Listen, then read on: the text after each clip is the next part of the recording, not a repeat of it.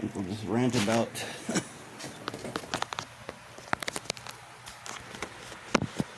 I try to just talk about like Mandela effect and how that's affected me.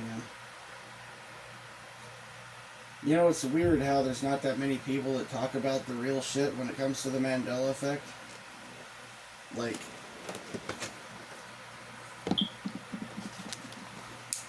I don't know, maybe other people's experiences are more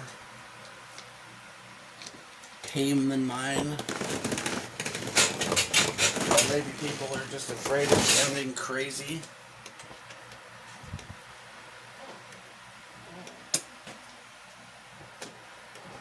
But it is exhausting now, you know. When you find, I don't know, there's like almost nobody talking about it. I guess people are afraid to sound nuts or whatever, must be it. Or there's some kind of major, like, power that's stopping people from talking about it or from being heard. Maybe there's a bunch of people talking about it and making videos, channels like mine, where they post a video and nobody ever fucking sees it. Maybe at best they get 1 or 2 views or something.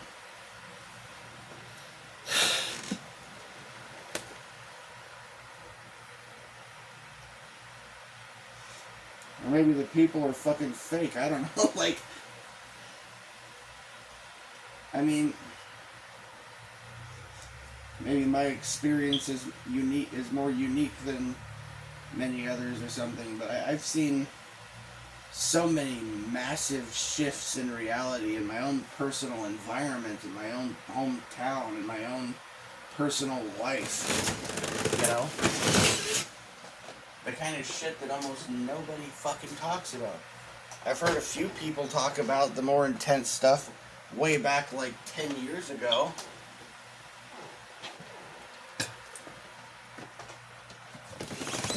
But the ones that used to talk about stuff, like, barely ever talk about things, right? Like, I don't know, one channel is a woman and a man. They have this channel, I think it's called New Earth or something. She talked about how, you know, her and her husband or whatever went, she talked about a couple different experiences. She talked about how they went for a walk at this park or whatever. And then when they went around this loop or whatever, they got back to where the trail was supposed to be, and the trail was gone. And then they went like, where the hell is it? And they went looking around, and they came back to the same spot, and the trail was back. She talked about like a disappearing orange tree on a path near her house as well that reappeared later. And I heard this other guy that posted some videos about the Mandela effect way back in like 2015 or something. He talked about how like he was a taxi driver and he talked about like a disappearing trailer park, like a trailer park that was there that just disappeared, and now there was like a motel in its place. So he talked about something like that. You hardly ever hear anybody talking about that kind of shit now, though. And then there was,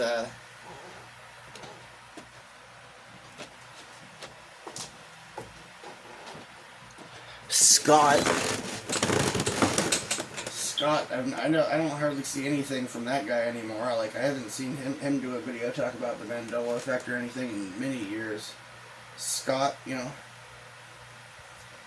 he was buddies with the guy that had the channel called Mandela Affected, but with an A. I don't really see that guy come out with much either. I don't mean to be too judgmental, but it sounded like he kind of got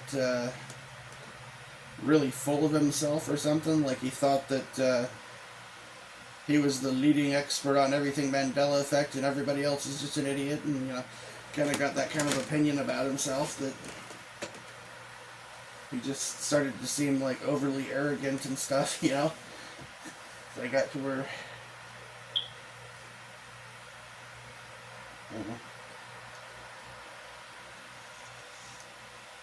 kind of stopped watching his stuff and he kind of stopped putting stuff out too, like he, lost interest or something.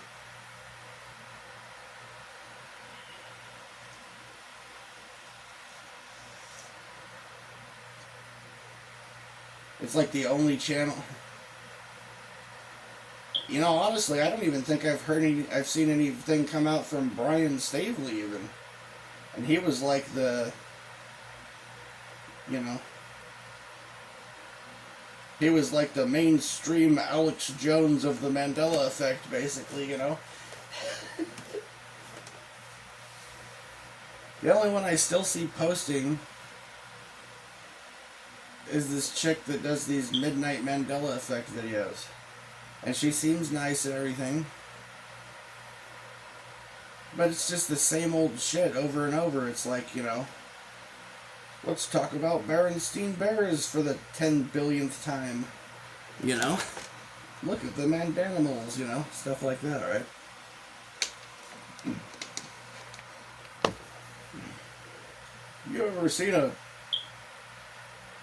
Have you ever seen this animal? I've never seen this before. That's weird, Like that's what it, all the time, right?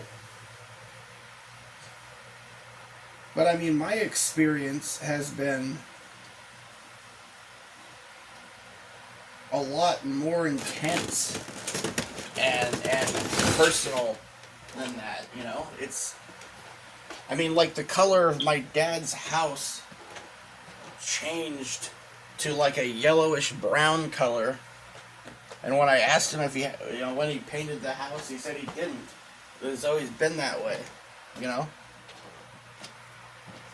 That's just one example. There's also a tree that fell, and a couple of days where the people next door were running chainsaws and loading it up on trucks.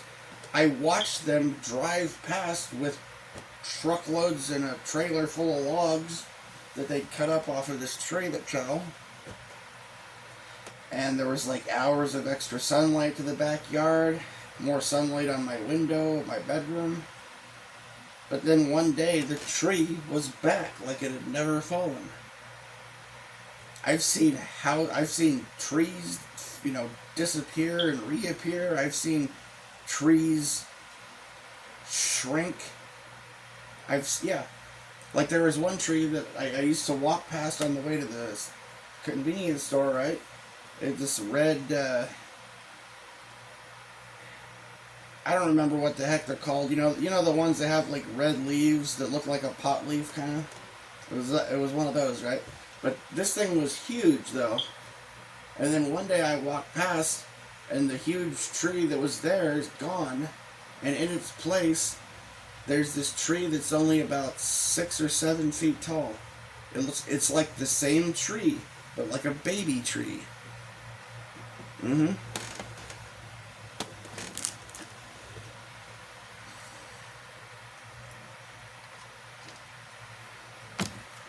I see like city vehicles and things like that change all the time.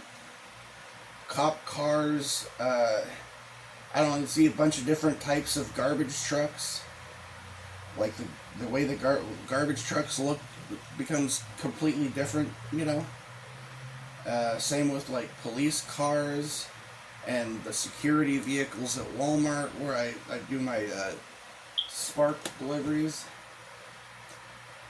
I've seen the whole Walmart parking lot resurfaced one day, and the store looked like it had a new paint job, and the parking lot had been resurfaced, like, tarred over and new paint for the parking spots and everything. And then I go there like a week later, and it's old parking lot, old paint on the store. Lines are faded at the parking space, like it never happened. I see the same shit happen a bunch of times with the paint on the road. I'll see people paint new lines on the fucking road, and then a couple days later I'll drive past and it's the same old worn out paint, like the new paint never happened.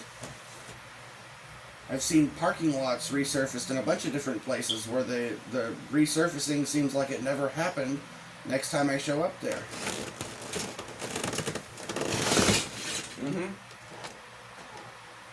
There's just a ton of stuff like this, man.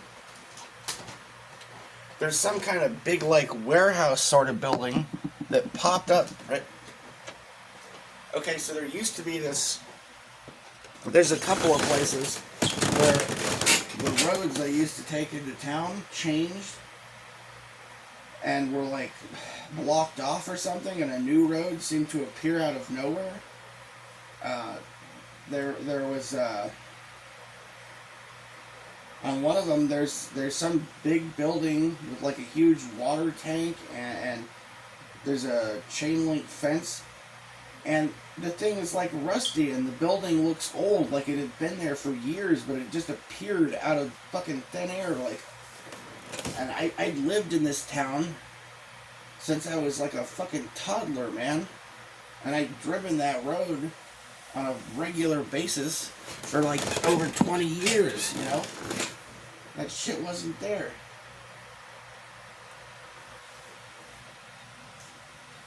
I've seen businesses and restaurants appear, disappear out of nowhere. I've seen houses that look like they were new and lived in turn into houses that look like they've been abandoned for 100 years. I've seen the staff at places that I frequent completely switch out for a completely different group of people, you know? I've heard, you know, a lot of stuff similar to, I don't know if you've seen the video by this guy called Eek Acres, where he talked about a restaurant that he went into and the whole staff was different. And it was like owned by different people and stuff. But I've experienced that sort of stuff, and stuff as intense as that, and more so, many, many times. I mean, this is on a frequent, regular basis, on an almost daily basis, where I experience this kind of shit, you know? But there's like a supernatural aspect as well. Like God and the devil kind of shit, or Matrix. I don't know, man. I'm like kind of a targeted individual, you know? And I've experienced so many things, man. I've seen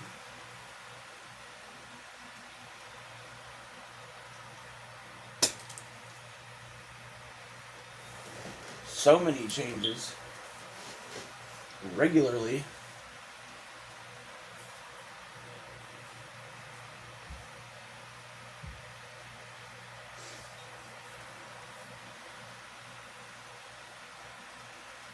Well, I don't know. Like, for instance, one morning I went out, or morning or midday or whatever. I went out to go to my car, and the electrical boxes, like the power boxes or whatever, had been like switched out for new ones. You know,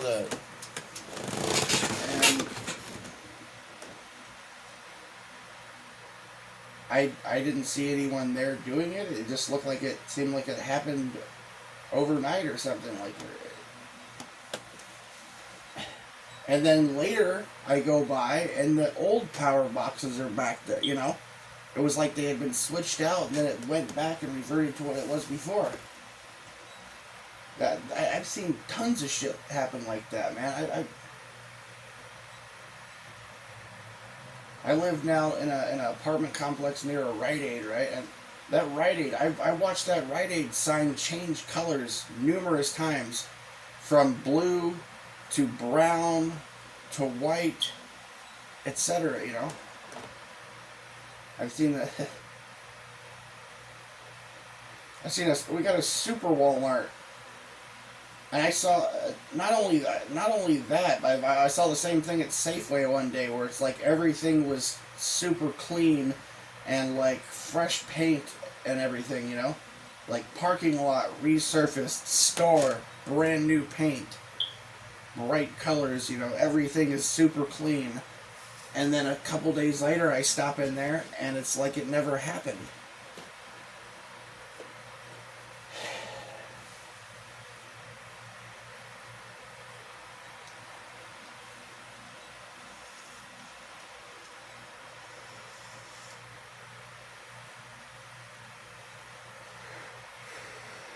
But there's a lot more to it than that. It's not just the changes to reality, to my surroundings and environment. I don't. I've walked into places where there's like people I've never seen before, and they act like they know me, like they know my name and stuff. I've gone places 60 miles away to a town, like to go visit the coast, walk in to buy a soda, and the guy behind the counter says, "Have a nice day," and then says my name. Like he knew my name. And I never seen this guy before in my life. And that sort of shit happens all the time. People knowing my name and knowing who I am. People that I've never seen before in my life.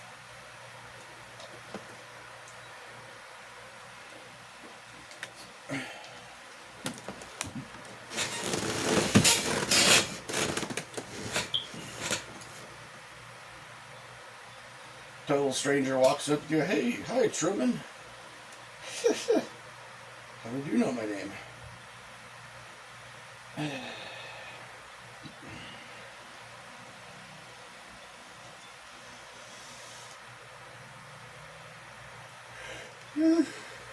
Reference to the Truman Show there. Yeah, but I mean, that kind of stuff happens all the time. But there's other stuff that happens all the time too. Like, I mean, when I talk about like God and the devil sort of stuff, that's one thing. There seems to have been a lot of stuff that's like religious themed.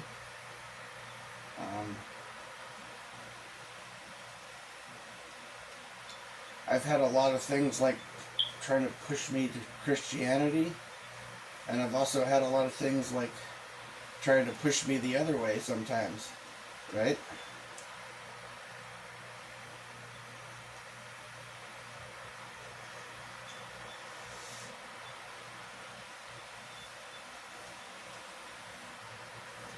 I go out and make deliveries some days, and on a good day when I was making good money and things were going alright and it seemed more normal out, there would always be, and sometimes it would be one vehicle after another, so it'd be like a pickup truck, and then there's a little car, and then there's a minivan, and I would just drive into traffic, and some vehicle would pull out in front of me, and it would have 316 in the license plate.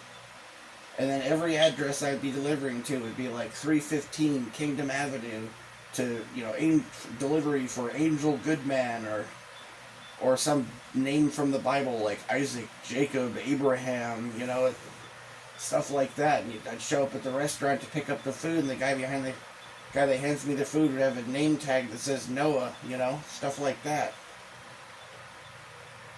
Or on the more, bad days, you turn on the radio, try to flip through stations, and it'd be like, highway to hell, highway to hell, And I'd change the station and be like, "Pleased to meet you, hope you guess my name, sympathy for the devil, stuff like that, right? And then some car would pull out in front of me with 666 in the fucking license plate. Another car would drive by with pentagrams in the fucking window. I stop off to get gas, and the car right next to me, like, getting gas, has got a fucking satanic pentagram in the fucking window, or Baphomet sticker or something, And that just would go on and on like that. I was pulling into Walmart one day after, dropping off a delivery to, like, Faust Street. Yeah, in this town that seemed all, like, witchy and weird, right? And then I pull into the Walmart, and there's a fucking car in front of you. It's 316 on a license plate. Minivan pulled right next to it. Has got a big fucking sticker covering the whole back window that says, "Not all who wander are lost." And I pull in there, I look up at the fucking sky, and it's a blood moon. Yeah. Like, this is the kind of stuff I've dealt with. A lot of this kind of shit, And there's, like, no one to talk to about it. Try to tell my dad about the sort of shit, and he just thinks I'm nuts. I told him about the shit, about the thing, the other day. And then I went out to go buy some water, and I picked up some beer or something, and car was in front of me with the 666 in the license plate. I snapped a picture of it, sent it to him, said, see? Case in point, check it out. Oh, that's a coincidence, you know.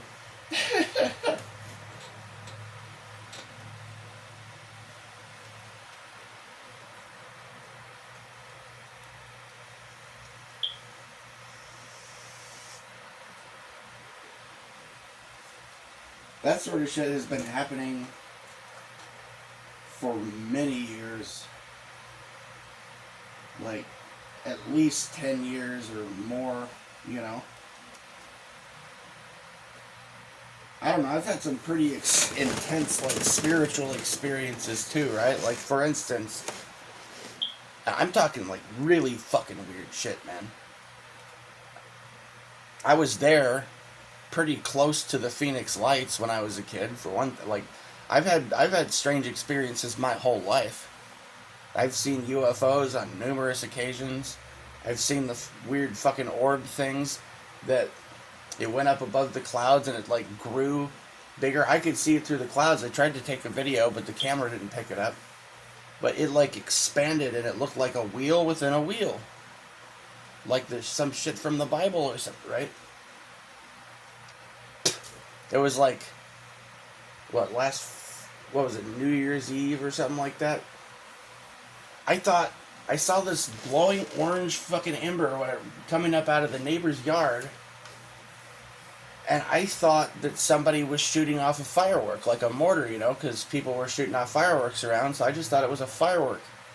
But then it kept going, and I was waiting for it to go boom, you know, watch a firework, right? But it flies up, and then it turns and starts coming kind of towards me, flies past me, and then up above the clouds. And then it like expanded, and it looked like a, you know, wheel within a wheel, basically. Like a circle within another circle. And it flew off.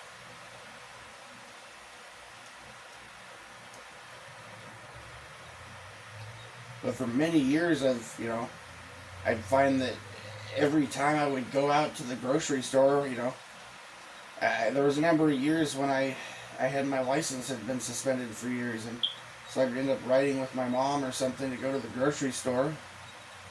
And as soon as we'd pull out into traffic, there'd be a car drive past with 666 in the license plate. As soon as I show up at the grocery store, I see the same fucking people that I see everywhere I go. The same people, and the 666s in the license plates, and the Baphomet stickers, and the satanic symbols and satanic bumper stickers on their cars and stuff. Mm-hmm. And it wouldn't matter if I went shopping at 6 different stores, those same people would be at every single one of them.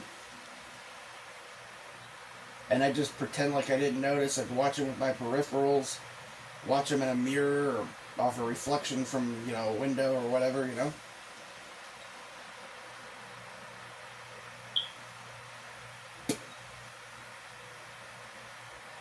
That's been going on for many years, many years.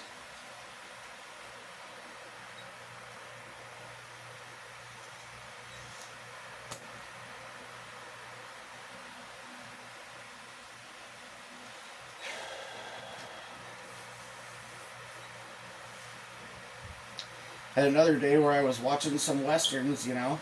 I don't know, in the morning I watched like a few westerns or something. And then I go out, and I think I was watching westerns the night, you know, night before or something. I go out and to do DoorDash, and the first order is a guy named Wyatt at the shooting range, delivering, you know, food to this guy named Wyatt at a shooting range. And then the next delivery is a guy named Jesse, and he lives on Dodge Street. And it kind of went on like that for hours. Mm-hmm.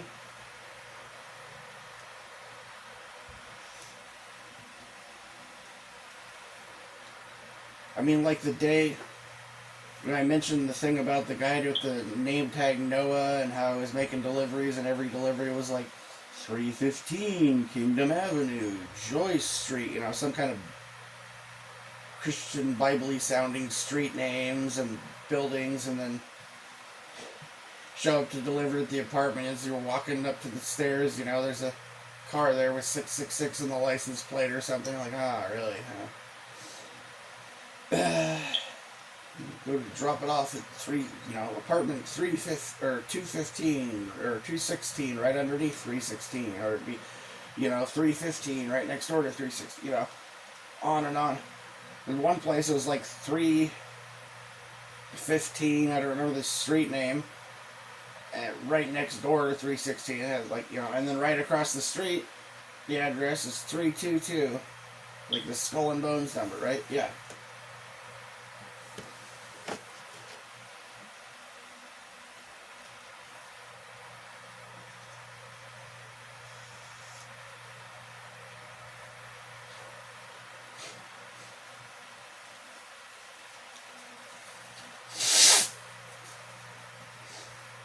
Yeah, that sort of stuff just goes on and on, basically. I try to ignore it more, but I just notice things, As I walk through parking lots, I notice license plates. I notice a lot of, it's not just the 666 and the 316, it's like there's a lot of what I would run into a lot is abbreviations. And license plates, like custom license plates and things. And like at Safeway, for instance, there's this weird theme where at Safeway, there seems to always be these cars in the parking lot, and one of the license plates says like ears, another says nose, another says like teeth or something, another one says knees. I already said one says like ears. Yeah.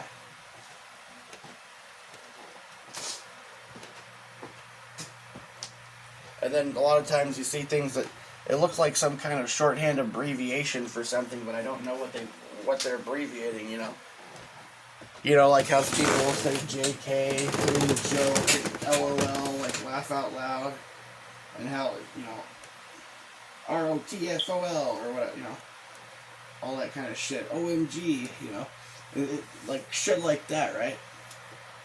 But, there's so many of these little shorthand things nowadays, I don't know what the hell most of it means, But I would see a lot of shit like that, too,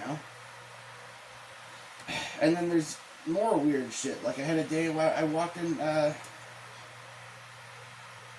after my mom died, I sat in a parking lot of the motel, parked my car out front because there was going to be a parade, and pickup truck with the float, the trailer, sort of, it was kind of a lame parade that year. It didn't really put a lot of effort into the floats or anything, but the float for the place that my mom worked, the truck drives past, and I see a woman that looks like a younger, it looked just like my mom when she was younger. She looks over at me and she looks sad. I've seen women that look like my mom so many times, and I tempted to run up and knock on their window, Mom, or something, but I didn't want to look super crazy out in public, you know what I mean? And I see people who look like my dad a lot of the time too. Like one day, okay, so back to what I was saying. So one day I'm at Walmart to do shopping orders, right? I see a woman that looks like my mom parked circle around in a car and parked a couple, spaces down from me. And I get an order and I go in there, and there's first I see this guy that looked like my dad did when he was a lot younger, or when I was a little kid, or younger than that even. And then I get back to go to the aisle to get the milk and the yogurt or something, and there's a guy standing there that looks the way my dad does now, or whatever, or older, And then I gotta go through the aisles to do the shopping, and I keep running into this woman that's dressed like fucking Carmen Sandiego, like with the red hat and the red trench coat, red everything, you know.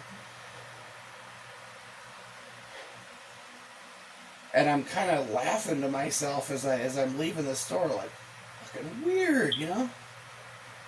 And I don't know. I guess the thought came to my mind about this show. It was like my favorite show, you know, Supernatural. And I thought, you know, where's the cult when you need it? You know, right? And then I'm going to bring the groceries to my fucking car. The pickup truck parked right next to mine has the license plate says Elkins. You know anything about Supernatural, you know that the cult that I was thinking about at the time was that Daniel Elkins was the name of the guy in the show that had the cult, right? So then I get in my car and I'm still like, what the fuck is with all this shit? And another like black sports car drives past and license plate says Helsing, like Van Helsing. You know, same common theme or whatever to what I was thinking, right?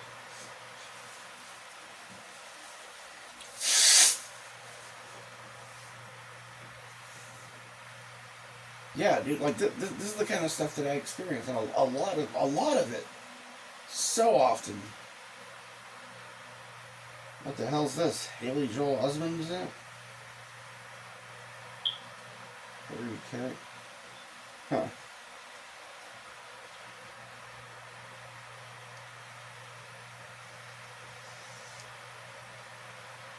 I don't remember what it's called, but I think I have an idea what it might be.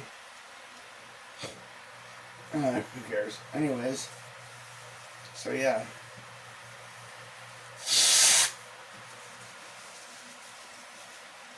I mean, this is the type of stuff I deal with, and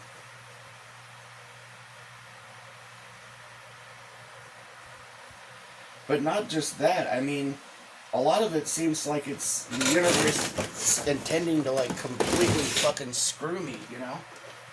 Like,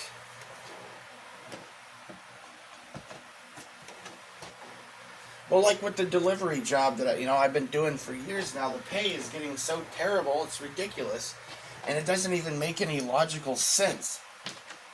But, 99.9% of the orders that I see are so bad that in a real world, 99% or more of the people that order food from there would never get their shit delivered to them because the fucking shit's not offering to pay us enough. So I'm getting screwed in that way. I heard somebody else talk about that. I want to find their channel. I want to find that video and find their channel again and see if they say anything else, because it was a guy and his girlfriend or wife or fiance or something, and he's a targeted individual, and she believes him. She knows about it now herself, and they made a video where they talked about being targeted individuals. Talked about the people following them and how some is like stopping them from being able to make money doing, and they do deliveries too, like I do. Like they do DoorDash and stuff like that, the same as me, and Spark, the same as me. And he said like he figured out some kind of way to do something that makes it so he can make money or something, But he wouldn't say what it was.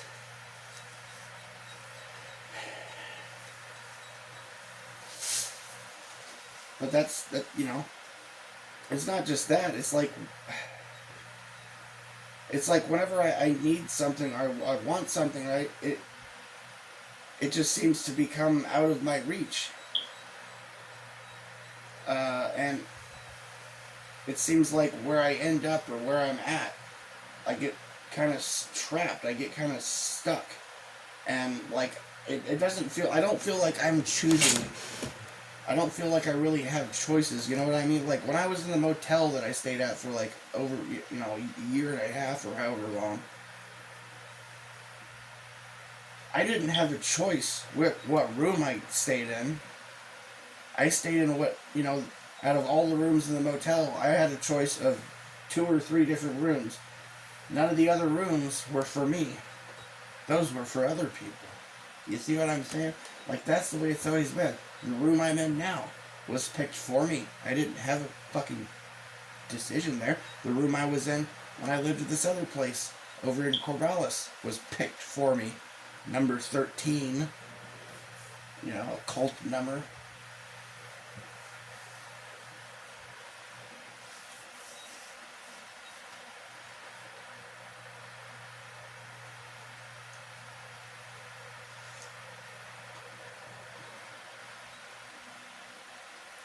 I mean, I tried to find another motel that was affordable, and most of the ones I would contact or ask about would have rates that were made absolutely no sense and were ridiculous. Like when I thought about going to McMinnville, I looked it up, and like they were telling me that like the cheapest one there was like $400 a night. Like, it's insane. It didn't make any sense. I mean, it's not like... I mean, this place is cheaper than that, you know, near Disneyland and shit, you know? Wouldn't make any sense for that to be that expensive down there. I mean, yeah, they've got an aviation museum or some shit. Big fucking whoop, though, you know? That many people going there.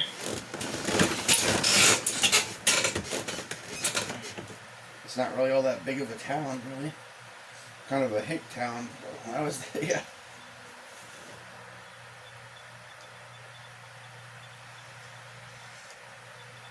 There was a motel that was kind of nearby, you know, in a neighboring town. I thought about trying to check in there, but I went by there, and the building had been, like, supernaturally changed, so there were only 3 rooms, and none of them were vacant. And I tried to get a hold of the manager, and I would knock on the door, I'd call him up on the phone, I'd never get a hold of anyone. Right now, well, I don't know right now, because I've seen this motel shift and change numerous times over the years. But every time I go through there, I drive past that fucking motel. It had 3 rooms at the time I tried to check in one before. I swear to God, there must have been 30 or 40 or more. Now, last time I saw it, it had 12 rooms. Time before that, I think it had, I've seen it with 12 rooms. I've seen it with 3 rooms. I've seen it with 12 rooms. I've seen it with 4 rooms. I've seen it with 6 rooms. You know, many doors in the front. And the parking lot used to be level surface. Now it's like a steep incline. This is the sort of shit that I'm talking about. I tried to buy a mobile home at this trailer park. I went all over the place to every trailer park I could to try and find something that I could buy. At the time when I had enough money, or I should have been able to get something, but the ones that I did find that someone said were for sale, I went back there, and the fucking trailers there were different trailers in the place where the ones that I was trying to buy were. And they said nothing was for sale. It's like the ones that I was wanting to buy just fucking magically disappeared or some shit, you know? I'm not even kidding you. Like, this is the kind of crap that I've been dealing with. And there doesn't seem to be anyone that knows about this shit, or that can help, or that I can even talk to about this shit without people just thinking I'm fucking crazy or something, you know?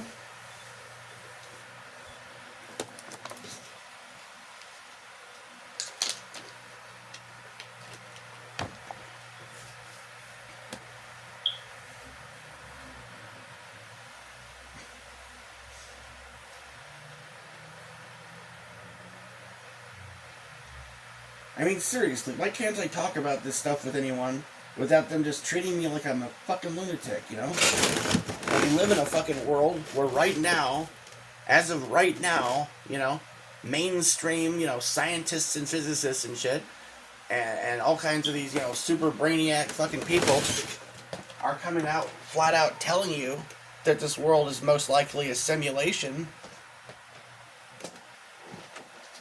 And then you've got a bunch, the people coming out in mainstream media announcing that, space aliens and fucking UFOs exist and shit. But I can't talk about the shit I dealt with, without people acting like I'm fucking nuts.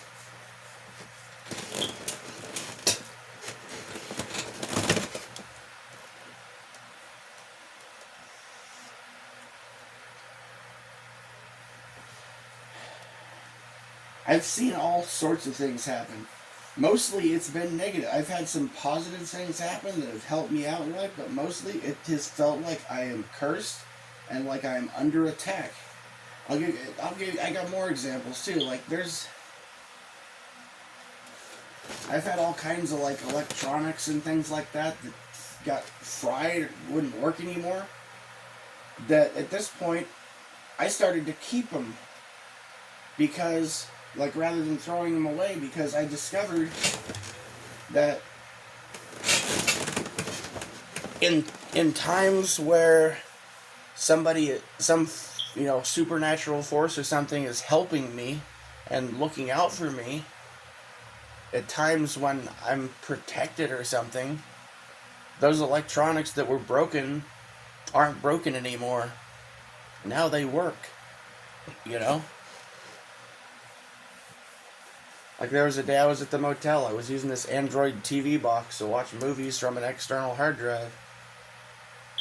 I moved from one room to another, went to go plug stuff in, and my power strip no longer worked, my TV box no longer turned on, and my freaking hard drive wouldn't fucking,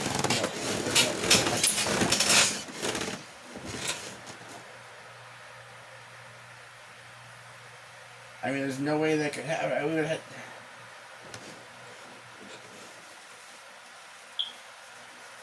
But then later on,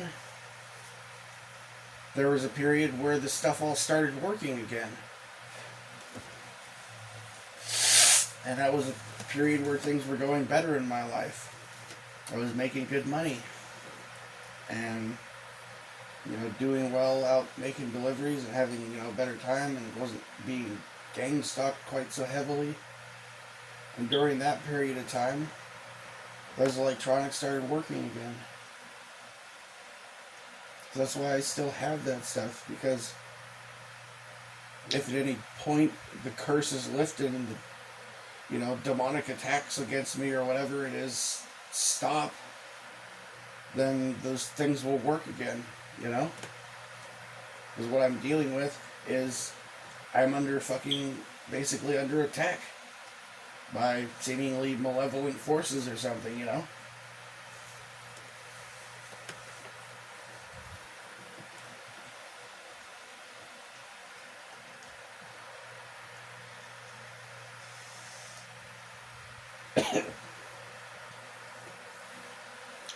And I mean, they're all over the place.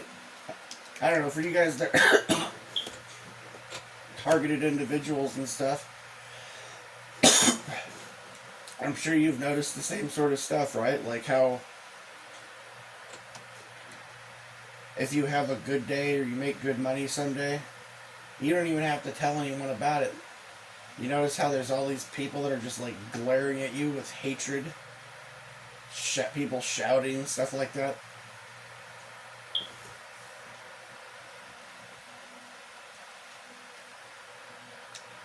I mean, it's happened here sometimes, and it used to happen every single night when I was in Corvallis. Some guy would walk past my fucking window at like 3 o'clock in the morning, and he would just be shouting, and, it's like, fuck you, fucking piece of shit, mother, just like cussing me out through the window as he walks past,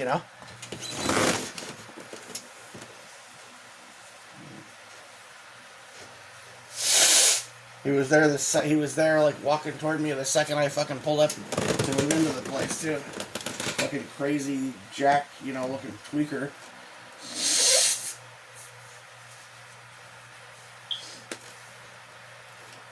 And here I've had stuff like that happen too, where like people show up sort of outside my window. I'm up on a second floor. I'm upstairs, But somebody would walk around outside and be like shouting a bunch of obscenities and cussing me out, basically, or whatever, through the window. Mm-hmm. People I've never even seen these people. I don't even know these people. And I had somebody come up to me one of the days. I made a video about one of these experiences one day where it seemed like demonic forces were attacking me throughout the whole freaking day. I mean, one song after another would come on the radio, and it seemed like it was like the devil was picking the playlist just to fucking, like, threaten and talk shit to me or something, you know? That was what it felt like the whole day when I tried to flip through the radio stations and stuff, you know? I pulled up to the post office to get the fucking mail, and some woman fucking started walking towards me, shouting, you know, "Fuck you, you fucking piece of shit! Think Jesus is gonna help you?" You know, like, seriously, dude. Like, she was cussing out Jesus and just shouting obscenities at me. And when I drove away, this bitch started chasing my car down the fucking street for like blocks. Mm-hmm. And then I pulled up at a parking lot over by Little Caesars and stuff, over by this taco stand and all that. And I parked my car and sat there. And I made a video and talked about what I'd experienced that day. There's a video of that, if you see one that's got a clip where it looks like I'm parked in front of a tree. That's the day where I was talking about that particular day.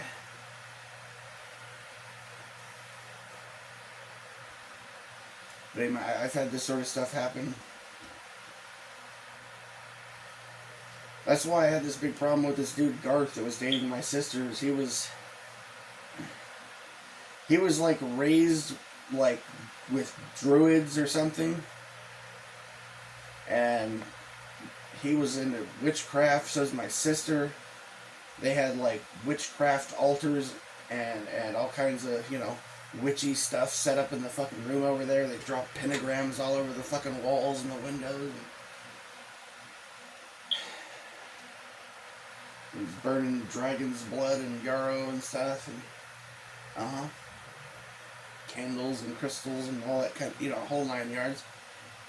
And this guy would like snarl at me like a fucking animal or something if I walked past, and screech and snarl and scratch at the walls, and he'd talk all kinds of shit, constantly threatening me and talking a bunch of mad shit to me, trying to provoke me.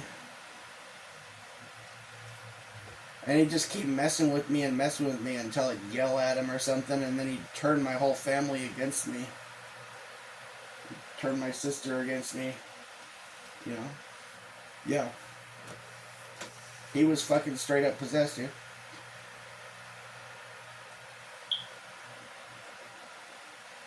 And he made no qualms about being, you know, the demon was pretty open and honest about what it was, and it would tell me, you know, it would talk to me right through him, and, you know, it would,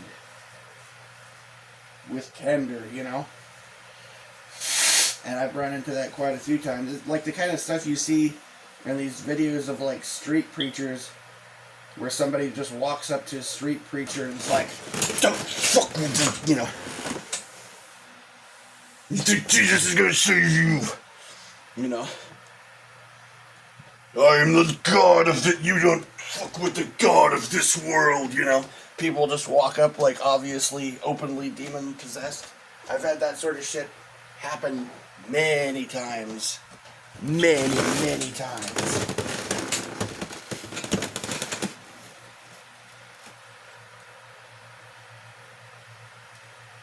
The like angry, like openly demonic fucking sort of shit fucking surrounding and coming after me happens a lot more if I start like praying and listening to sermons and stuff like that.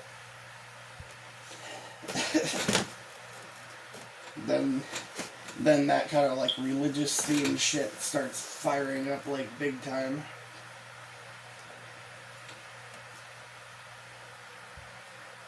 When I'm fucking up and I'm getting drunk and looking at porn and all that stuff more, you know, things like that more often, then the sort of shit doesn't happen quite so much.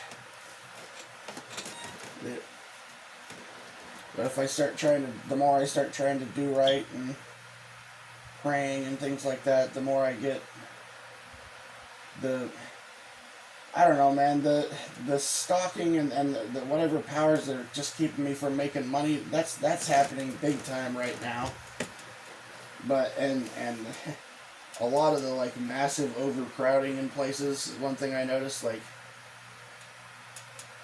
everywhere I go, there's so many fucking people and the traffic jams and all kinds of weird shit. That sort of stuff's been going on for years, but I mean, it's kind of ramped up lately. Or, you know, I go try to drive somewhere, and there'll be like construction zones blocking the roads that I take. And go out into traffic, it'll be, you know, wall-to-wall traffic jams.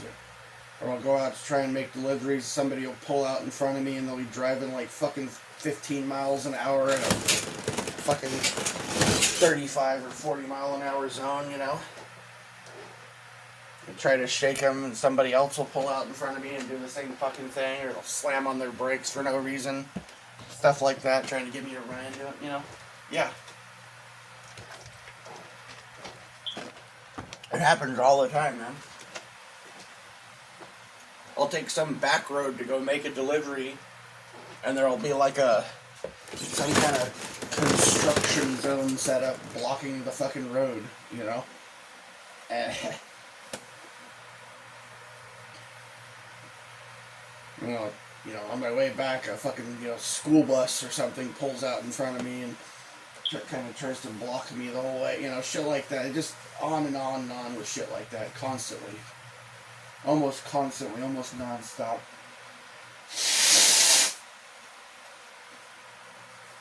And then on some rare occasions I go out and I try to work and it's actually more relaxed and not quite so crowded. That's when things usually seem to work out better, and I'm actually sometimes able to make a little bit of money or something.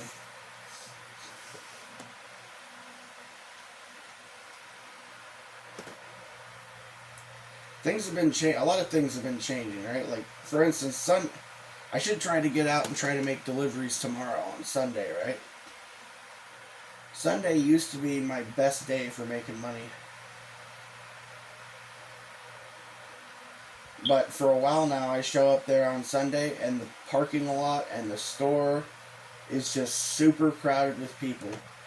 Used to go there on Sunday, and there'd only be like a few people there. Like, the aisles were so clear, like I could run through that fucking store full speed from, you know, be running through the store like, you know, super speed pushing a shopping cart, you know. Now you go in there, it's just like shoulder to shoulder fucking people everywhere. Every aisle that I need to go down to shop for stuff has like, you know, 15 people blocking the aisle or something.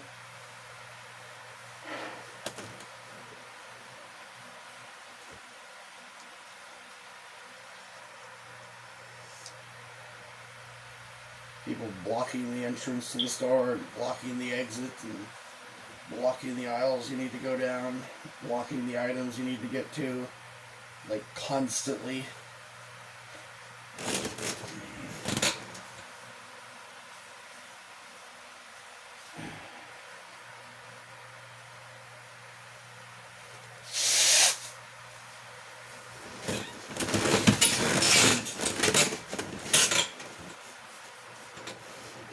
I don't know, I see all sorts of weird shit, man. Like, I've seen...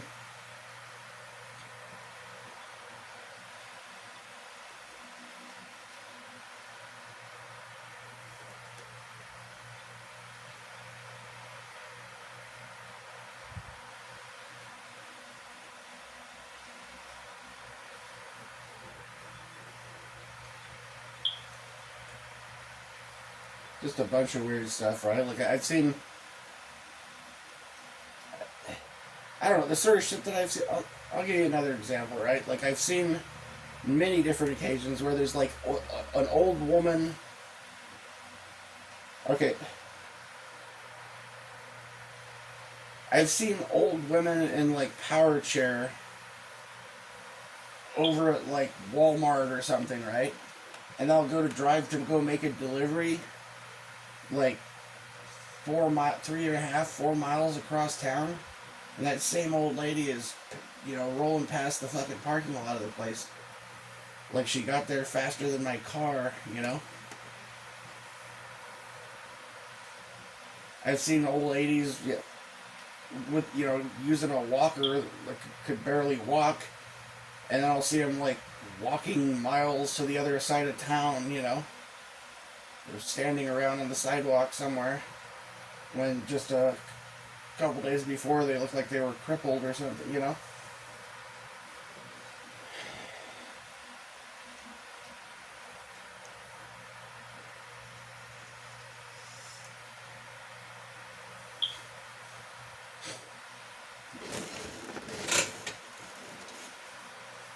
God.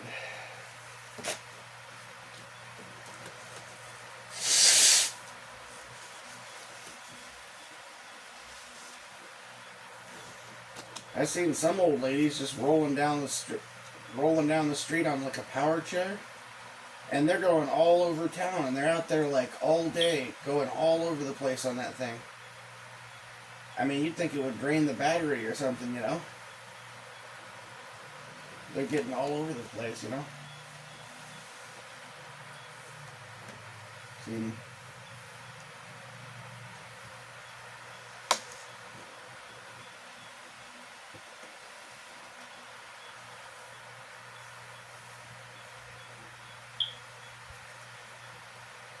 I started thinking about how, wanting this electric scooter thing that I saw on, saw a picture from Temu and looked it up on eBay and Amazon. I watched some YouTube videos about it and all that. Then I pulled up to the gas station the other day, and there's an electric scooter almost just like the one I was looking at, parked right there at the gas station.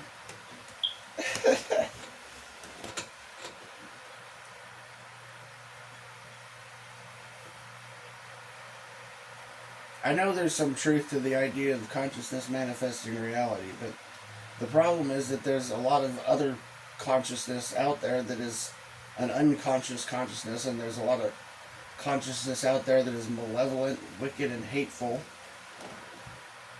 And they use their thoughts to try to manifest bad things in your life.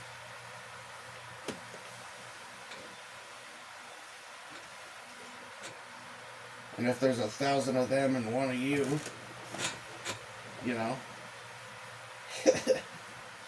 yeah.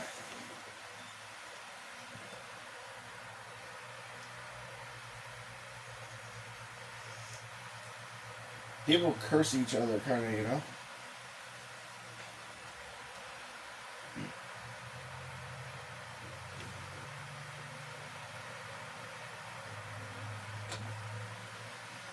Have you ever noticed how a lot of what seem to be some of the most popular, there's a lot of people that are super popular, right? But they seem to be basically complete scumbags and total jerks. But they're really popular. A bunch of people really like them and respect them. But when you examine their character, you see that they're really low-life, evil jerks. You notice that?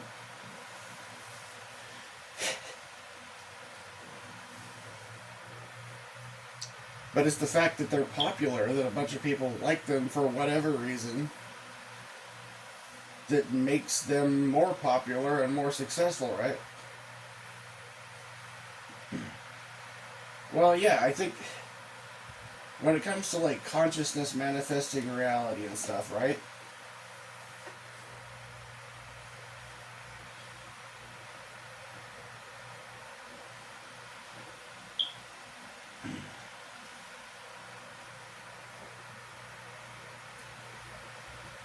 I think the sort of darkness that I'm up against, the sort of dark spiritual sort of forces, or whether you want to say consciousness manifesting reality or whatever the hell it is, I think a lot of what it comes down to is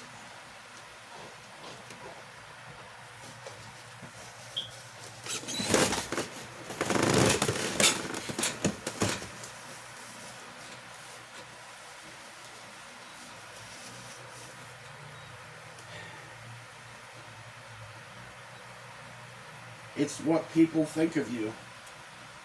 It's like, it feels like God or whatever in this place it feels like it's kind of, I don't know, out of touch or something. And like, well, like the idea of consciousness manifesting a reality, right? And having positive outlook to produce positive results, right? If you think about it, that's totally screwed up. That's the concept of, like the cartoon dog whose house is on fire, who sits there sipping his coffee and said, "This is fine." You know? That's why so much, horrible shit is able to continue happening in the world.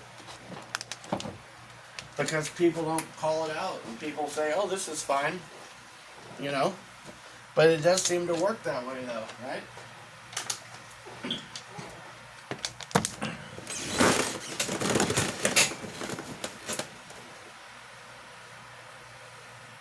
The way it really seems to work, from what I can tell, is it seems like, well, look at some of the most evil people, that you know about in the world, right? I don't know, like a Bill Gates or, people like that, right? Or whatever, right? Things work out good for them in their lives because they convince a lot of people to like them and to focus good intentions on them,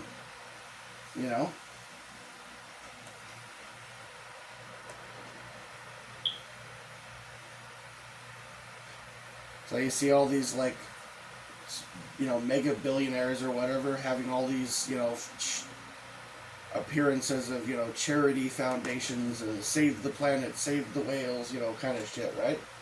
Makes a bunch of people think that they're good and think happy thoughts about them, and that makes their life good.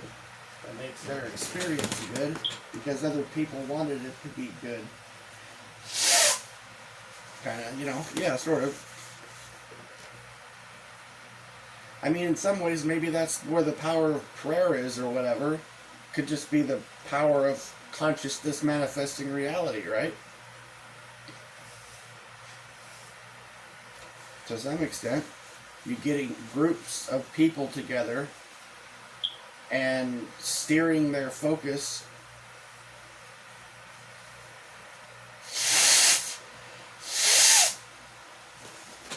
and getting them to recite things, to wish for specific things,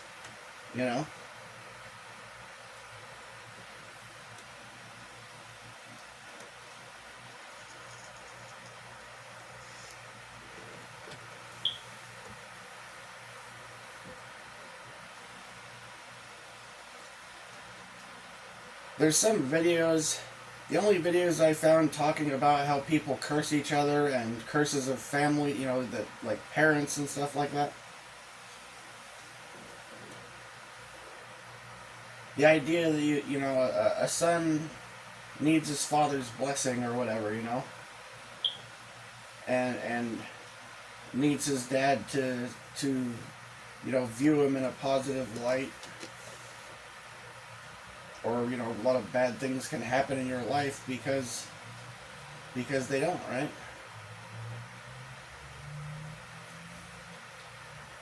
No, it is. A lot of it is just what people think about you. And it doesn't even have to be true.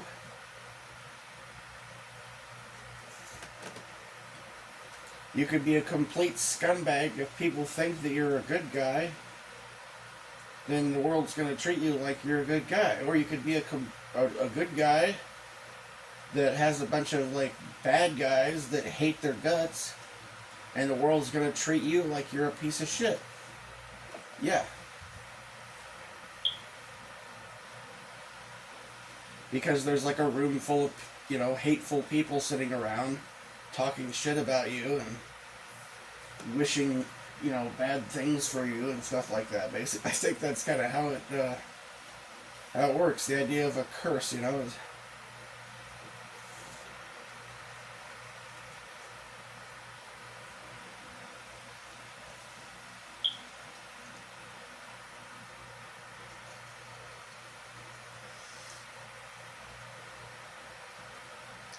it does seem to work that way. The idea of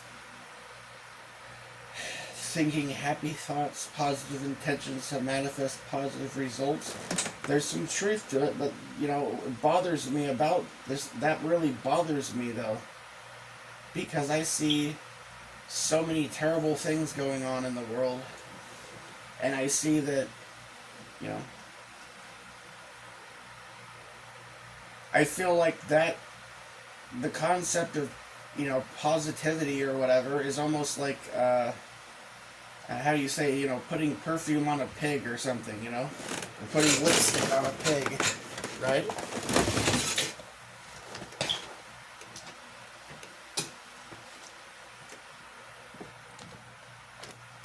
Yeah, putting lipstick on a pig doesn't make a pig a pretty girl, you know what I'm saying? But yeah.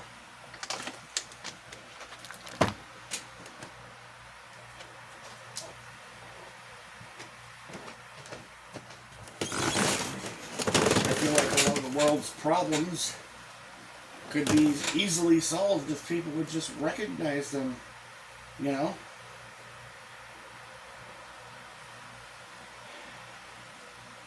If enough people realized we were not free and desired to be free, we would be free.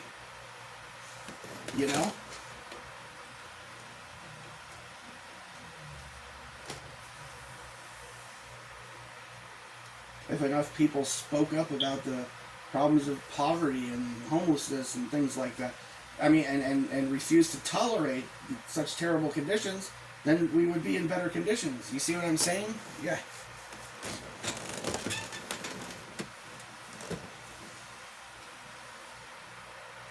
We're trapped in a bad situation in this world because so many people are willing to fucking tolerate the bad. And it's getting so bad now that there are people who seem to be willing to work for free. I'm serious, or to work for ridiculously low wages that can't afford, that won't allow them to afford anything.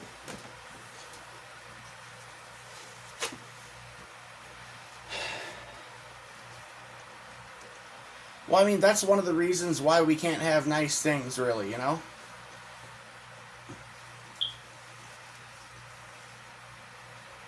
We can't have nice things because, I can't sell my laptop for $100 if there's 10 other people giving theirs away for free, or offering to sell theirs for $1 or whatever, you know what I'm saying?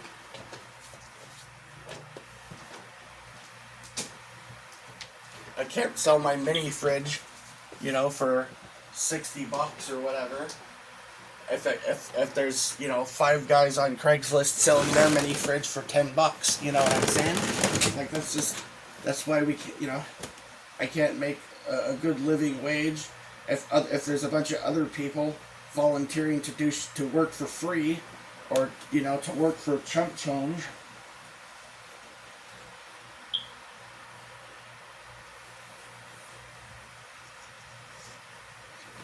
People talk about this, no tip, no trip shit, right, when it comes to delivery service. And that makes sense. But the main problem we have here is not so much with the tips. The problem is ridiculously low base pay being offered by the companies.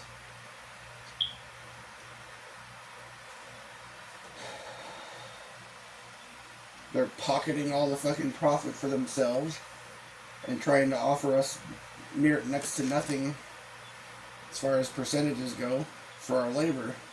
And if there's people willing to do that, then none of us can make any fucking money, yeah.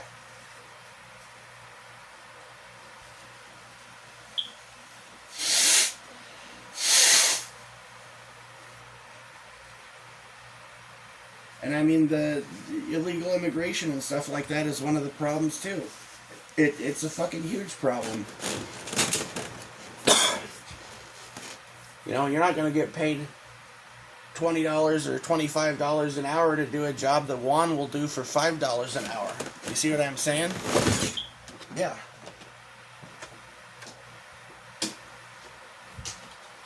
Or that some kid in China will do for a nickel or something, you know what I'm saying? Yeah.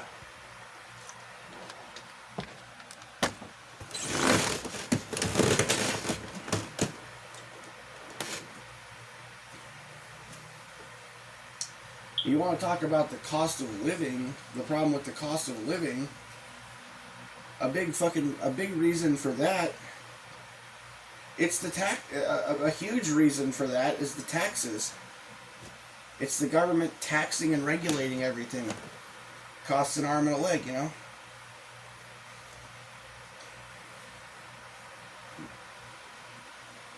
Well, basically what it does is it creates a massive bureaucracy where we're in a situation where it's like they're hiring 10,000 people to do the job of one, basically. Yeah. And it's just a lot of busy work shit. And everything's so damn expensive because there's all these regulations and restrictions and taxes that compound on top of one another.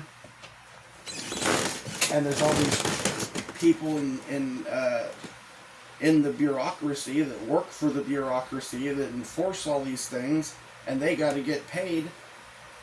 So that makes your, 2-cent can of soup or whatever cost $5. You see what I'm saying? Yeah.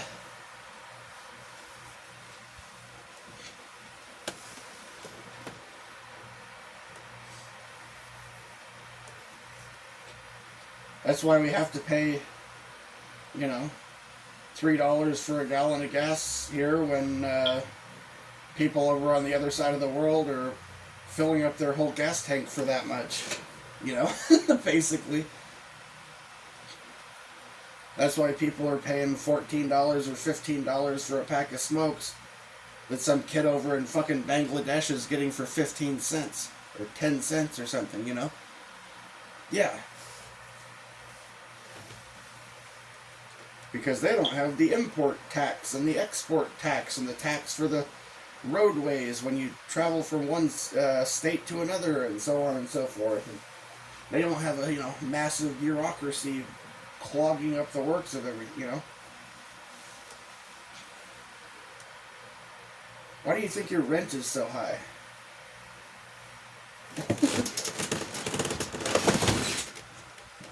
And housing is so expensive. Well, one reason is that the real estate market is rigged and has been turned into a financial instrument. It's been turned into a tool for an economic tool to increase equity or whatever, right? Instead of a place for people to live. They intentionally deflate, and that's what these big massive companies like BlackRock and Vanguard and et cetera, they'll massively lower property values in an area by, they'll do something to like wreck an area to lower property values, or they'll use tools like eminent domain, some kind of harassment over zoning violation or whatever, to drive down the property value of an area and buy it up for pennies on the dollar, and then they'll massively inflate the property values afterwards to increase equity or whatever, right? So that they can do it again and again and again with everything.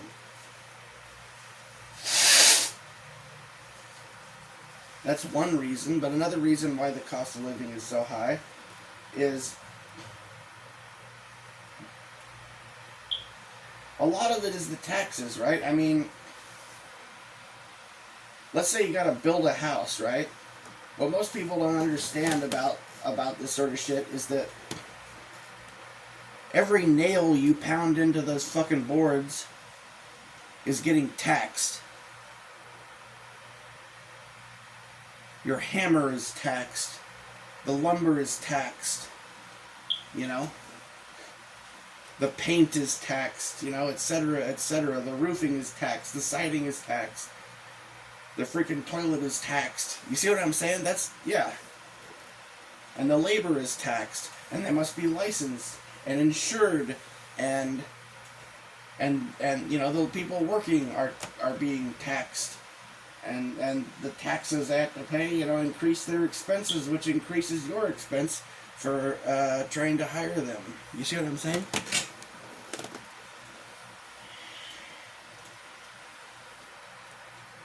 Things are so expensive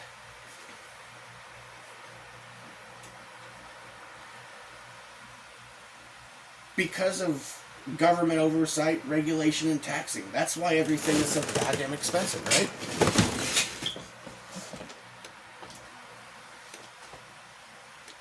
Because an apple isn't just an apple anymore. An apple is a commodity traded like stock on a market that's driven through the roof for a bull market to make these fuckers rich. Yeah.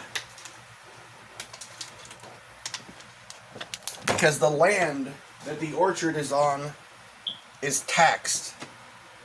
The farmer is taxed to be licensed to fucking run his farm as a business. The tractor is taxed. The fuel in the tractor is taxed. You know, the ladder is taxed before, you know, in order for him to get those apples to market, he has to drive his truck and or have it delivered by a truck. The truck is taxed. The fuel in the truck is taxed. Interstate commerce makes, you know, him be taxed for transporting his apples across state lines. Yes. And they gotta hire all these fucking people like the USDA and, you know, all these people as a massive bureaucracy to inspect everything. And that adds more tax. And, you know, that's why everything's so fucking expensive. That's why you're paying, you know, a couple bucks for something that should only be a couple of pennies.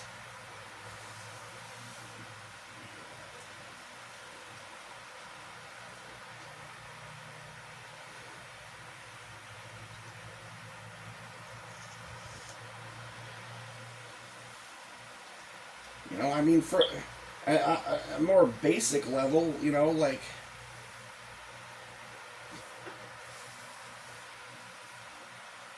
well, look, I mean, let's talk about rentals and why it's so expensive for rentals, right? For one thing, there's, you know, obviously there's property taxes. You know, for one thing. So the owner of the building has to pay property taxes. Most rentals are managed by management agencies these days. So everybody working for that management agency is being paid. And that makes your rent more expensive because you're not dealing with an owner, you're dealing with a building full of middlemen.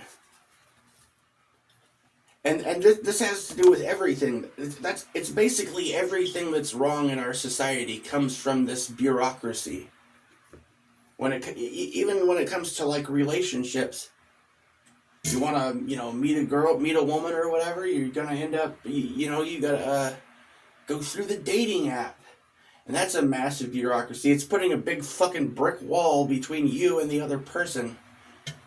You see what I'm saying? Yeah. Between real conversation and getting to know each other and so on. That's why it was so much easier for me in the past to meet women. I haven't been, from the time when I was like 10 years old till I was like almost 30, there was almost no time where I was single for longer than a few weeks or a month. And then all this goddamn social media started to change, and they stopped people from talking to each other on Craigslist and the Yahoo chat, and all the free, you know, open, unrestricted chat rooms disappeared.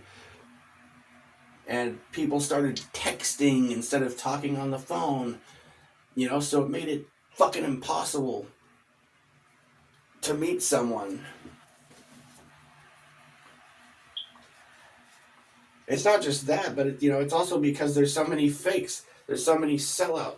Like so many women out there that are basically prostituting themselves because they need because in order to afford their fucking rent and shit, right? And those women, those kind of women, are flooding the fucking internet with so much fakery that it's difficult to find a real woman that actually wants to have a relationship and doesn't just want you to break out your credit cards and pay them to show you their tits or whatever. You know what I'm saying?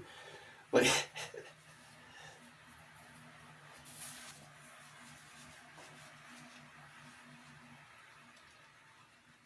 but when it comes to dating, another problem obviously is the fact that, well, with the internet and all these apps and stuff, the way that they are now, right? It's a lot of fakery, and there's also, well, like in the past, right?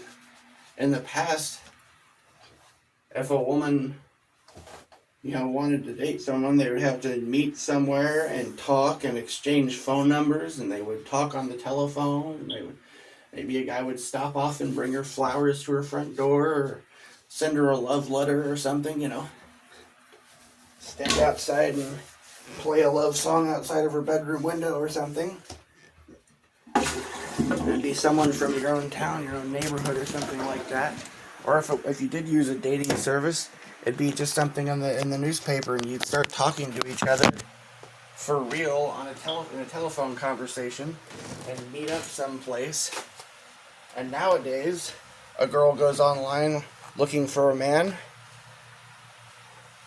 and she's confronted by 5,000 dudes, and some guy that says he's a Nigerian prince, and some guy that says he's a Saudi oil billionaire or something. Now they're like swiping through 1,000 fucking pictures and picking guys based on their looks and their money.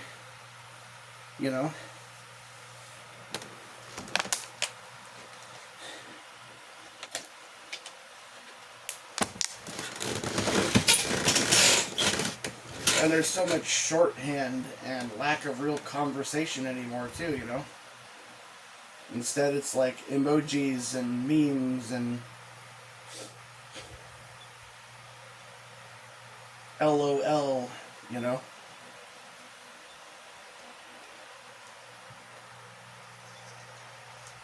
Real laughter has been replaced with the lol or a fucking emoji or something, Look, here's a picture of a cartoon character and what it might look like if it was laughing, as opposed to actual laughter,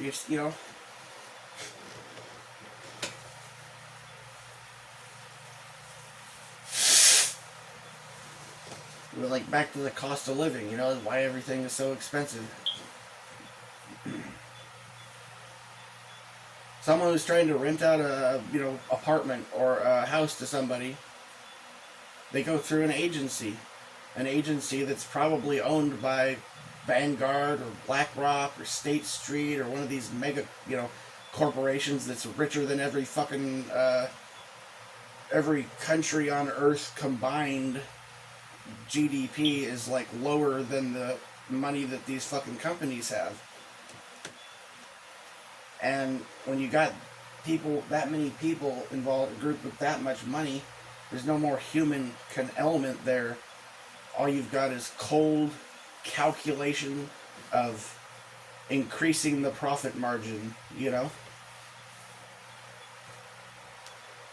If you rent a place, you're paying for your building owner or landlord's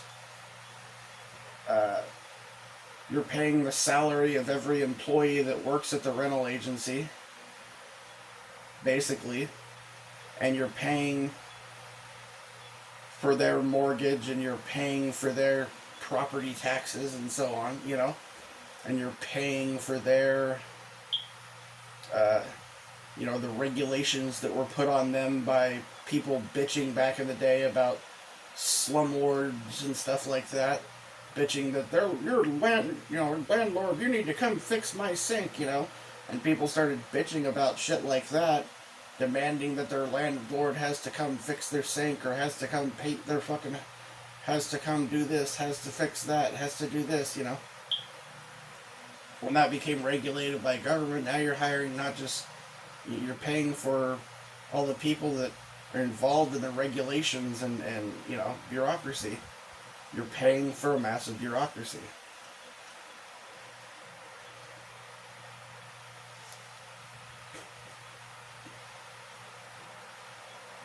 Yeah, think about it that way. Like, your rent is so high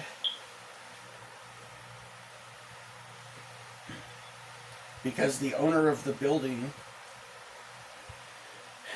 is paying 50 or 100 people working in some rental agency to manage the rentals for them. So you're paying for the rental agency and everyone who works there, and you're paying for their property taxes. What the fuck is that? Sorry. I think it was just a piece of a paper towel.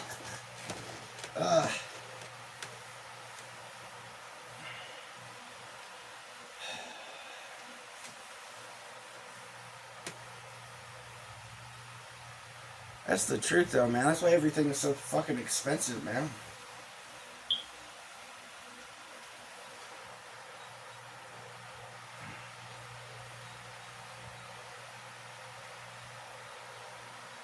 Let's say a farmer grows tomatoes, and let's say they're growing tomatoes that they're selling in, Walmart or whatever, right?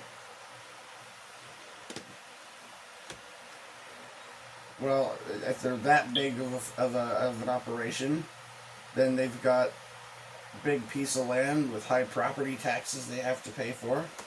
They've got a bunch of employees that have to be paid. Those employees are being taxed in order for them to transport their goods across the country.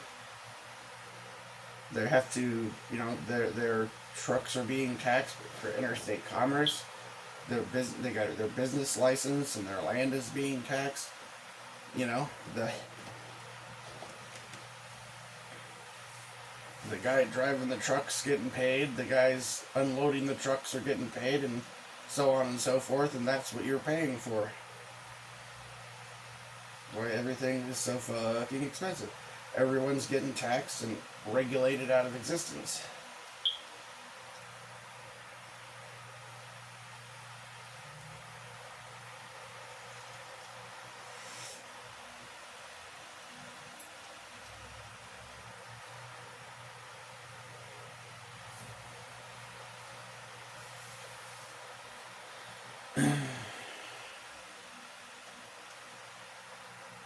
Well, I mean, think about it. Tariff, import tax, all that sort of shit. It raises your prices, yeah.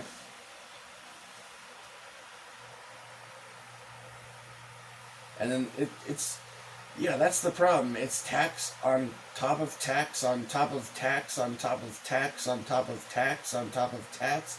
It's just stacks and stacks of tax and tax. That's what it is. So that's why everything is so damn expensive. That's why people can't fucking hardly afford to live anymore. Because we're being taxed to death.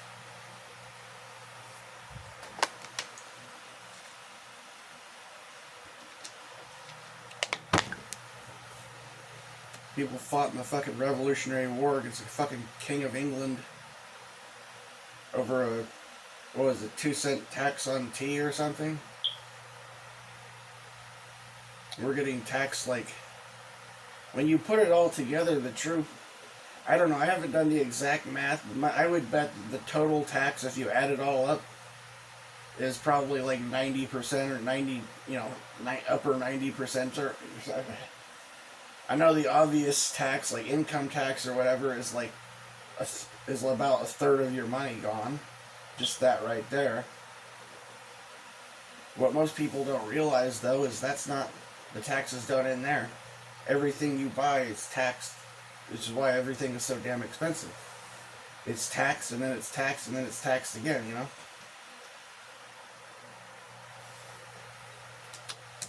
It's true.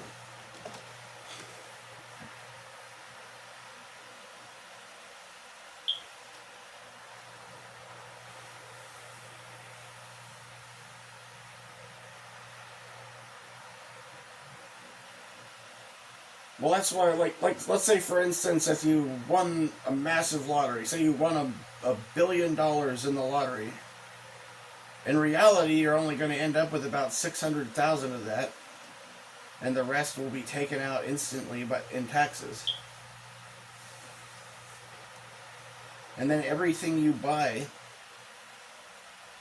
you're paying for one tax after another, after another, after another. I used to just kind of window shop, look around on the internet at houses for sale, nice houses, you know. And I thought, oh, that's cool, man. I wish I won the lottery, I'd buy that place. But then I fucking started doing more research and finding out what the property taxes were.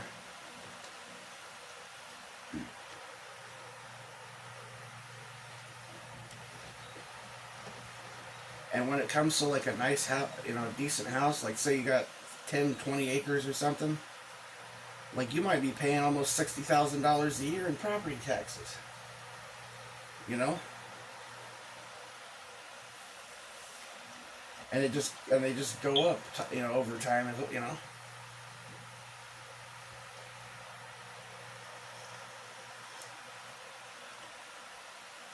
So over the years, like if you bought $1 million house somewhere or something, over the course of your lifetime, you're likely to pay more in taxes than you had to pay for the house. It's like, and then you die, try to pass money on to your kids, and a huge portion of that money will be taxed and taken away from them before they can even get their hands on it. And then if they try to pass it down again, it'll be taxed again. Everything they buy, tax and tax and tax again.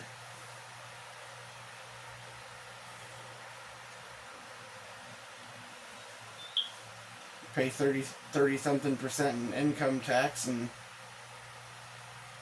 all the rest of the percentage for all the other taxes, basically. Yeah.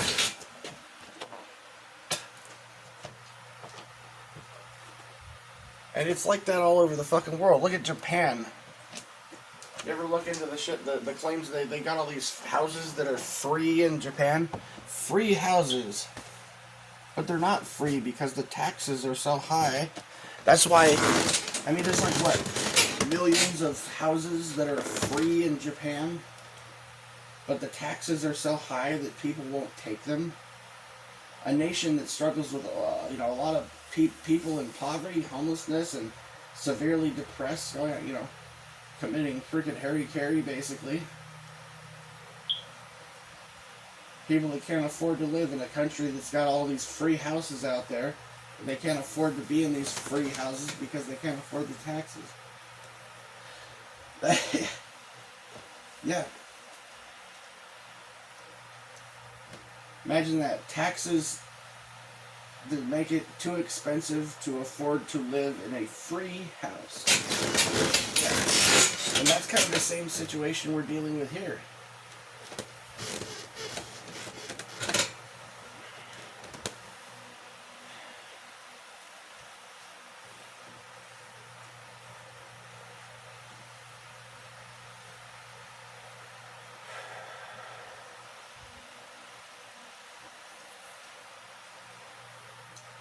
I've got to try and find a normal job. I don't know what to do, though. I don't even know much about how to go about it, to be honest. And I don't know if I could handle a 9 to 5, honestly. I would struggle. I think I would probably struggle to keep even a part-time, even like a 4-hour shift or something, 5 days a week. I would probably struggle to keep it.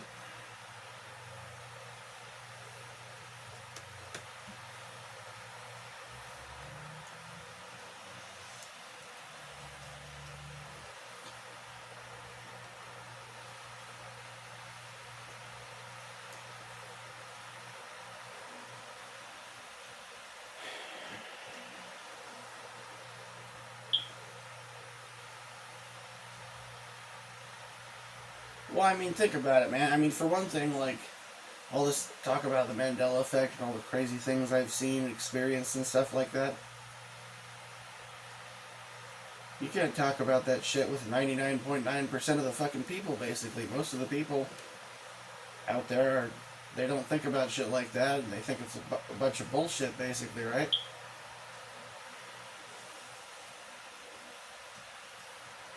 Most people have, like, um,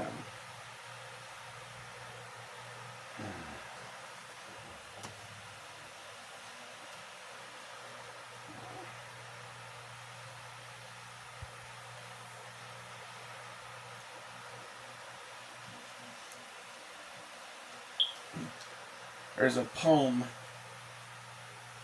I'm trying to remember the author of the poem, or the poem itself.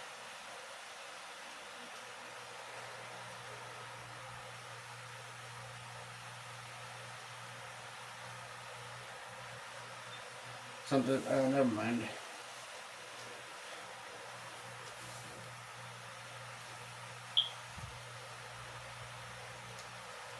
Most people are essentially conditioned and brainwashed, like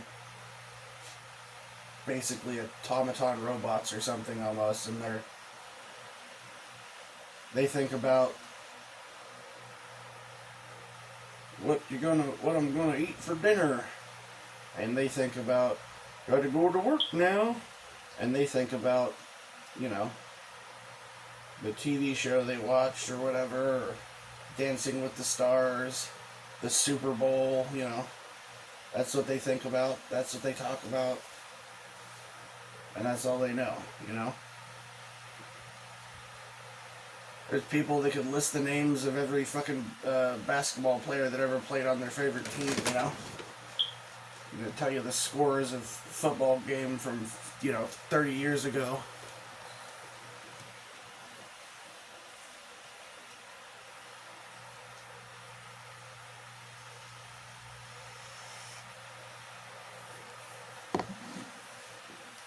That's the way most people think. Which is to say that most people don't think, you know? That's why we're in this fucking mess.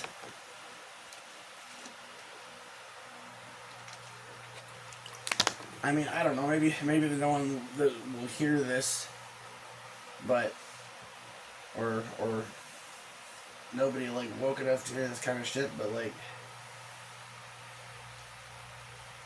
I mean, a society like we have here could not possibly exist in this fashion without there being a huge level of unconsciousness with, the majority of people. Like, you have to have basically a society of brainwashed zombies in order for the world to be the way it is, you know?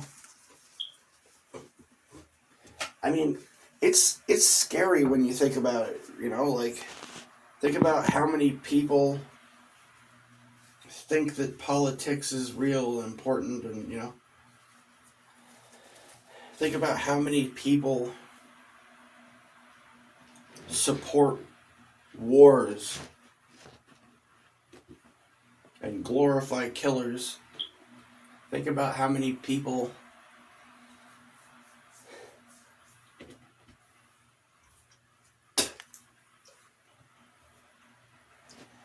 think about it, like, you know,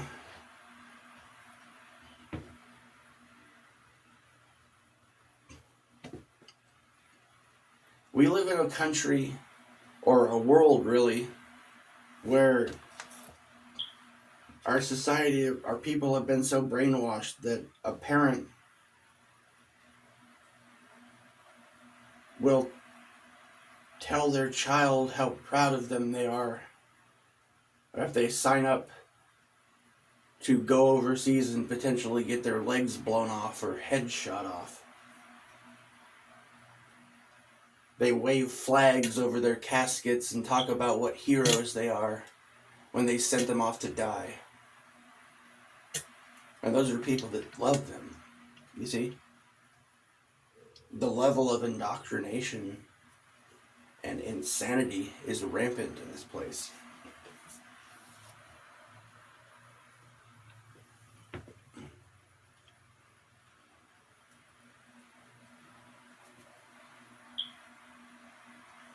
Imagine, I mean, how many people there actually are in this world that think that it's good and valid, that it makes sense for one man to be in charge of 300 million, as if that were fucking even possible, you know?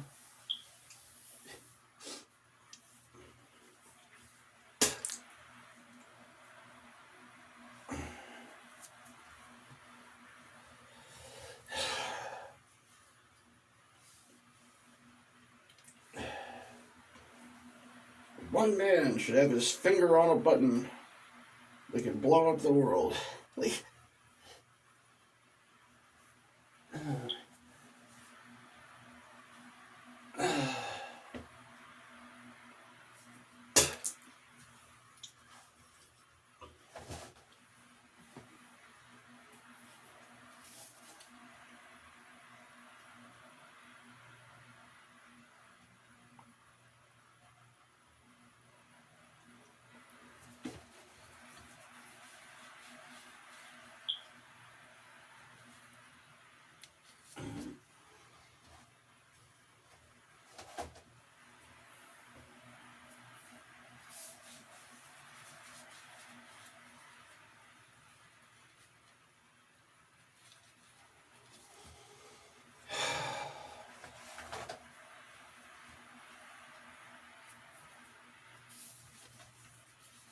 I don't know, man. It's freaking lonely, you know? Not having anyone to talk to about this kind of stuff.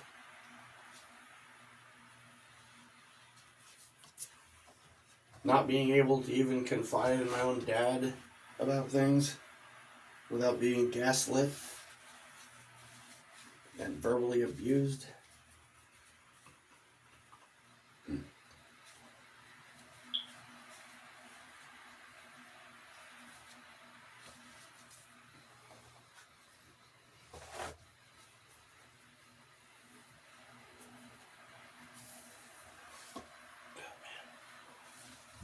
Ugh.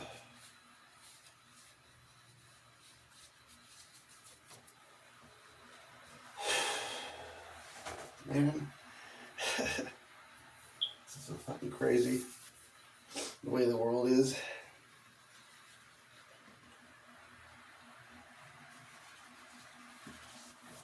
I don't. It's fucking scary, is what it is. It's horrifying. We're living in a dystopian nightmare here. That is of enormous proportions. It's absolutely nuts.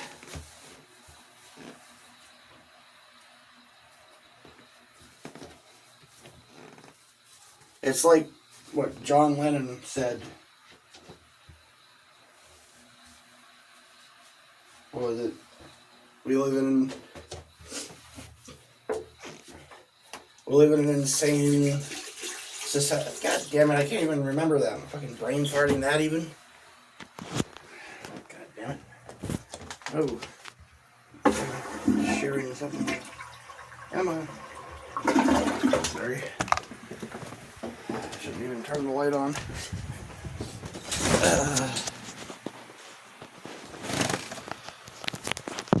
Living in something like we live in an insane society ran by insane people for insane objectives, and I'm liable to be the one put away as insane for saying it. Something like that, yeah.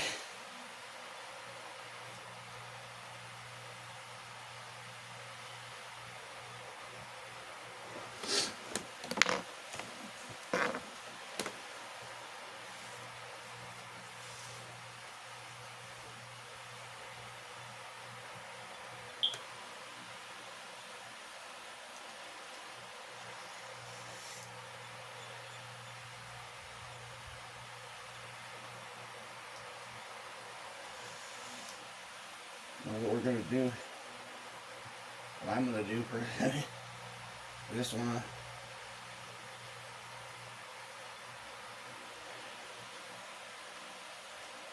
They saying they live. Name of the game is make it through life. Only everybody's out for themselves, looking to do you in at the same time. Mm-hmm.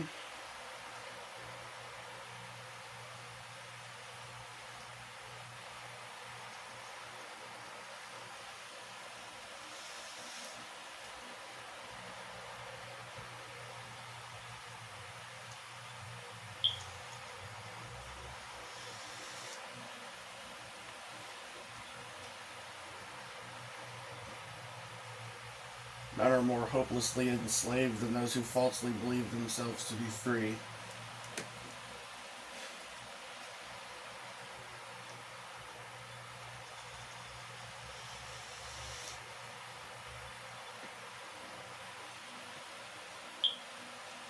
I mean, what's going on with the delivery jobs and stuff, the ridiculously low money that they're trying to offer to the drivers, it's downright criminal. It is.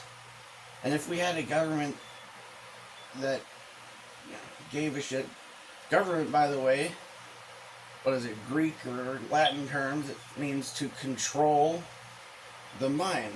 Mind, yeah, government actually literally means mind control, basically, you know that?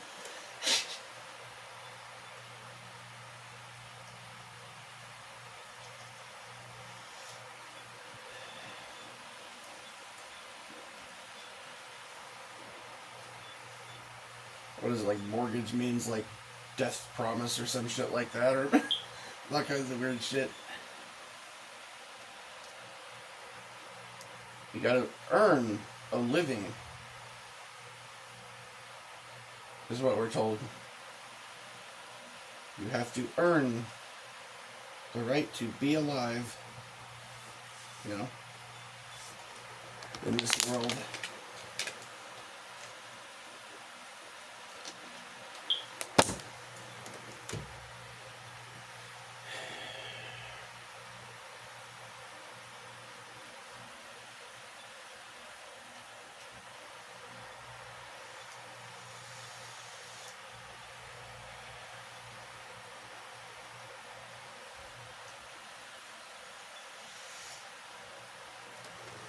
Live in a very wicked, nasty fucking place this place is, man.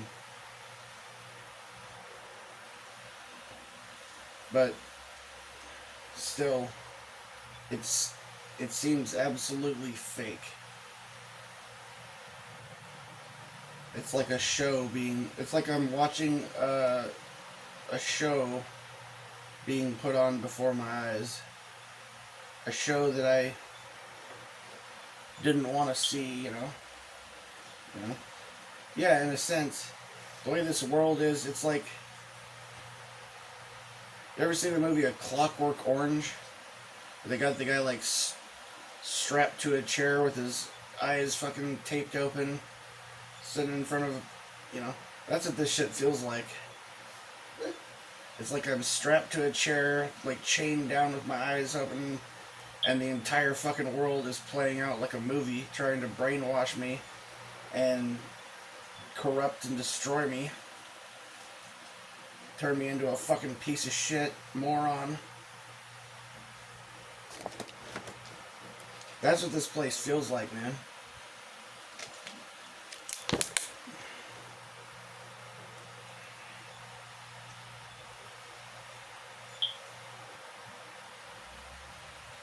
Like all the fucking Pavlovian conditioning. You know why it's called the breaking process, obedience training. Our society is set up to turn human beings into obedient, servile herd animals. Like a herd of cows that comes running to the barn to be slaughtered when they hear the bell ring.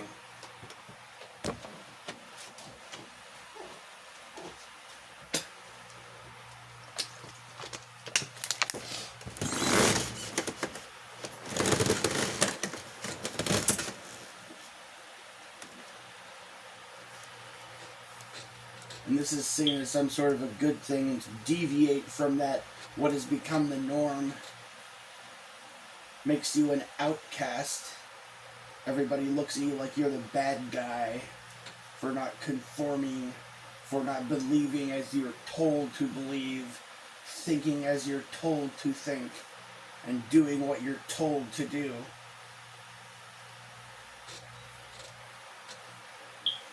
For daring to desire not to be someone else's property, not to be treated like a fucking slave, herd animal. It's considered, then you're considered an undesirable by the farmers, right? And the other cows hate you as well, you know?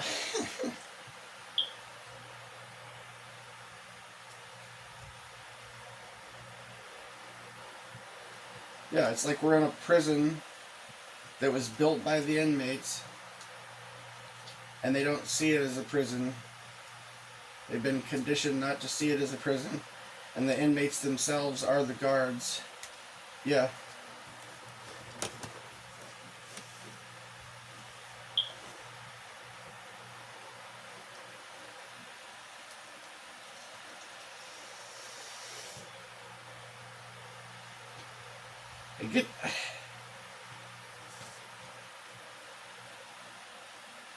I don't know, man. Free people in the United States and in places all across the world have been fleeing from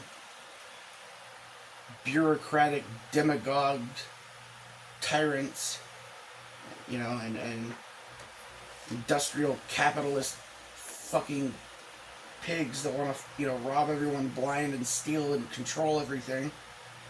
People flee from one city to another, from one area to another, risking death. Many people dying along the trail to get out of there, to try to find a place where they could have freedom.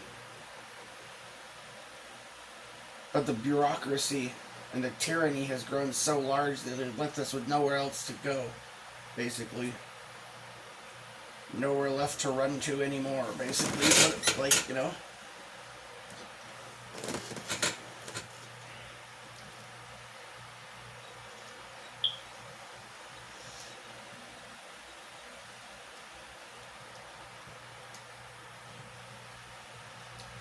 I have a...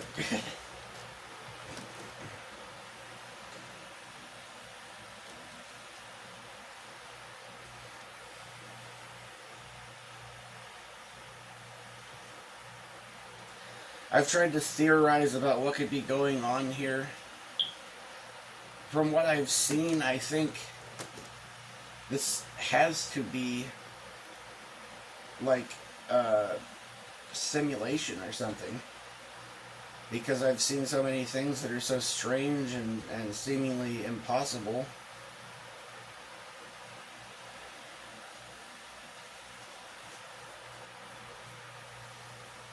That stuff looks useful.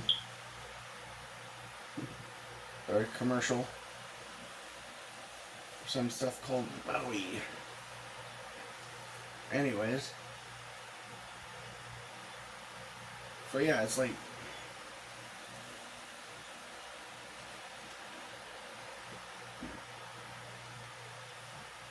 I don't know, maybe it's not... It's gotta be either it's a simulation or there is some group of people or otherworldly beings like that have some kind of super advanced technology capable of warping reality.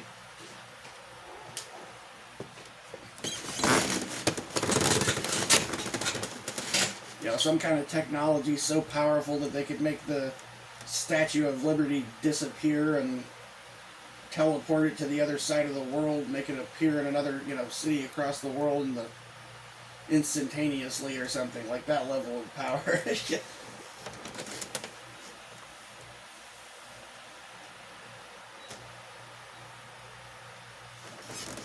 Creatures with some kind of technological advancements that make them like gods compared to us or something.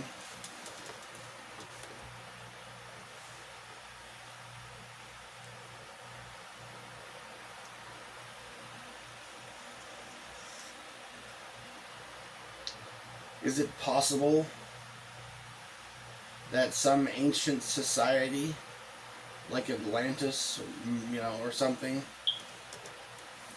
could be, you know, over some, hidden somewhere and like ruling over our entire planet or something? I mean, who knows, man? Maybe there's some ancient people living in fucking caves and tunnels underground that are fucking running our governments and running the world or something. Or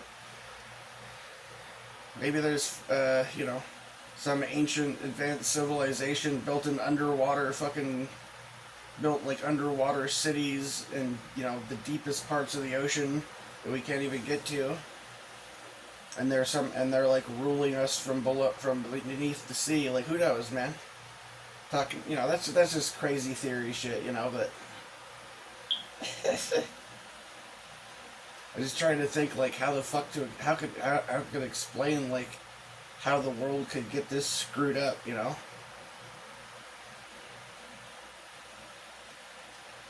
It seems so crazy. The stuff I've seen, the stuff, like, going on in this world seems so fucking crazy. It seems like it would be impossible. I mean, impossible for things to be this way.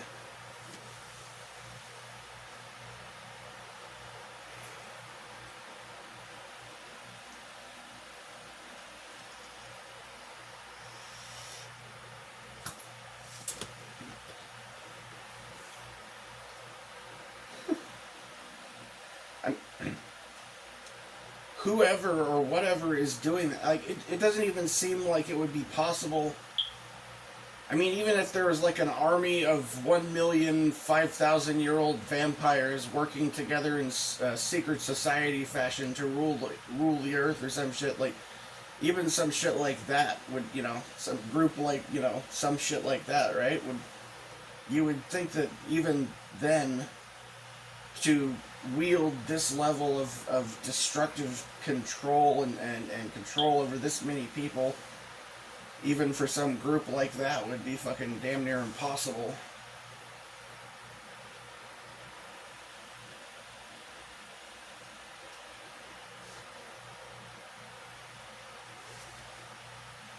Because even if there was some shit like that, then there would be some, secretive groups of, vampire hunters getting together or some shit. You know what I mean? There would be, good guys and bad guys, and opposition to the darkness, right? But there doesn't seem to be that here. There doesn't seem to be any.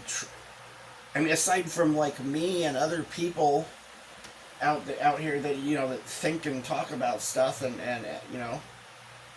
there doesn't seem to be any like organized official group of good guys out battling against the forces of darkness in this world. Doesn't seem to be. Someone claimed that it was people in the church or something like that, but that doesn't seem to be the case.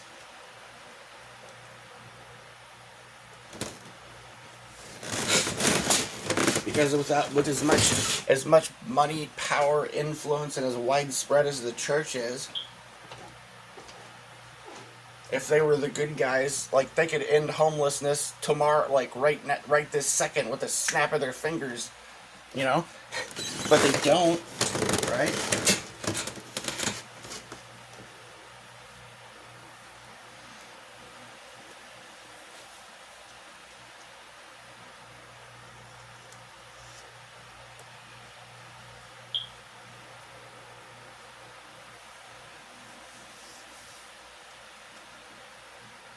We live in a world where even the charities and the kindness of are supposedly massive, organizations that have tons of money and resources and stuff, is the equivalent of a thirsty man wandering through the desert, begging the driver of a water truck to give him water, and he gives the man a drop and drives away.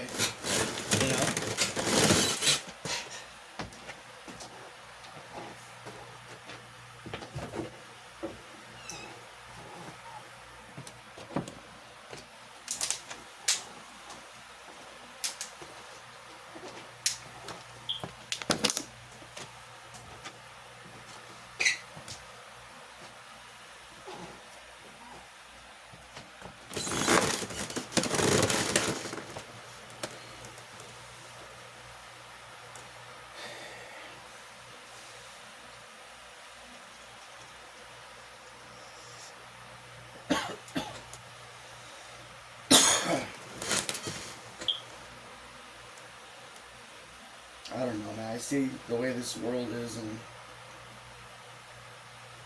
it's very difficult for me to, to believe much in, like, you know, to become some, devout Christian or something like that feels kind of impossible for me because I think too much, okay? I think about things, and I see the way this world is, and I can't help but think that any, highly omnipotent, powerful, benevolent freaking God would not allow this sort of fucking horrors to exist, you know?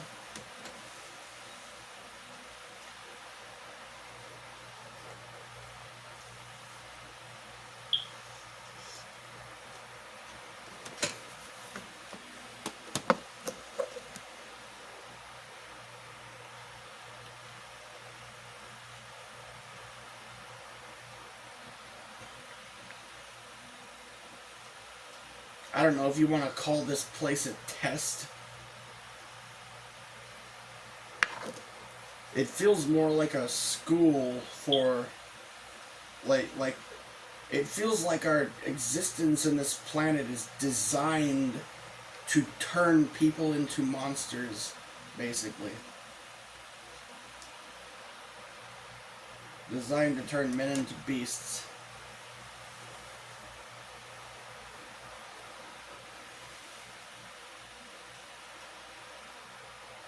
And to crush those who don't become beastly. I don't know. That's what it seems like.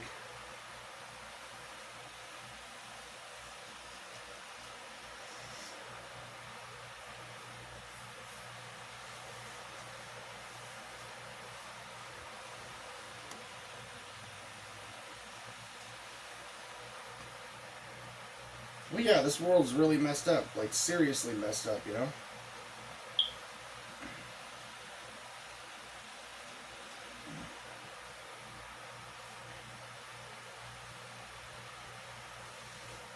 Well, I mean, take Kent State as an example, right?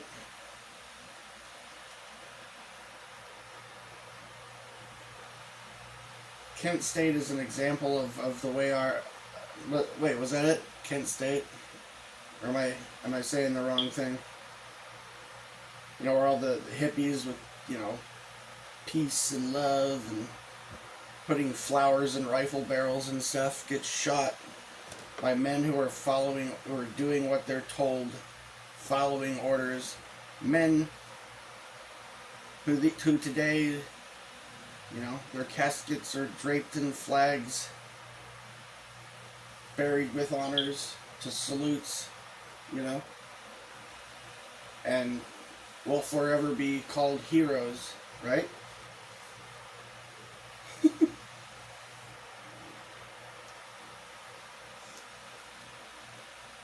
It's just I'm just saying it's an example of a dark of how dominant like evil is in this world.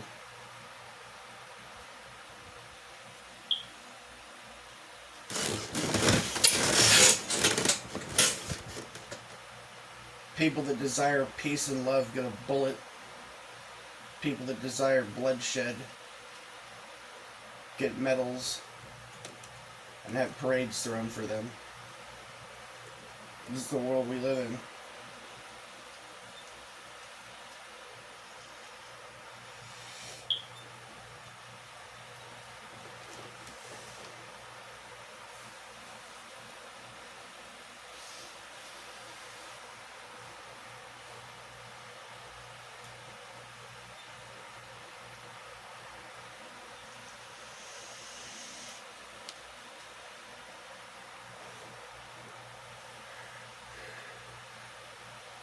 Like John Lennon getting gunned down in the street,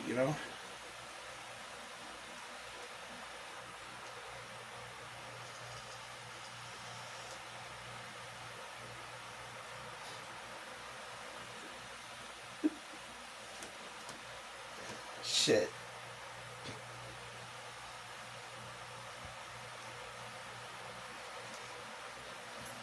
I don't know, the good side has we've lost too many good people in our world now.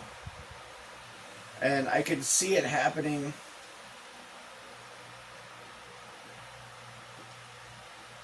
Basically, what happened is I think good in this world had the advantage when the people from the World War II era people were still alive. Good had an advantage in this world, basically. And it's like the dark forces waited until those people were pretty much dead or too old to say or do much of anything. And then those forces came out in full force.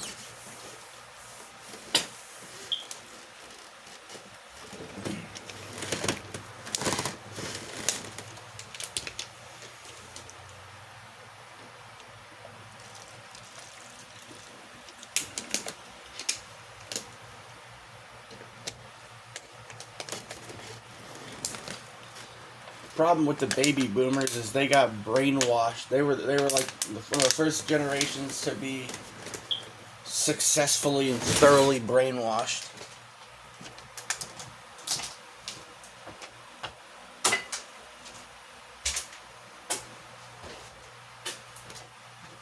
The first generation of people to be raised in a public school system, with under the new education model, the Austrian method or whatever the hell it is,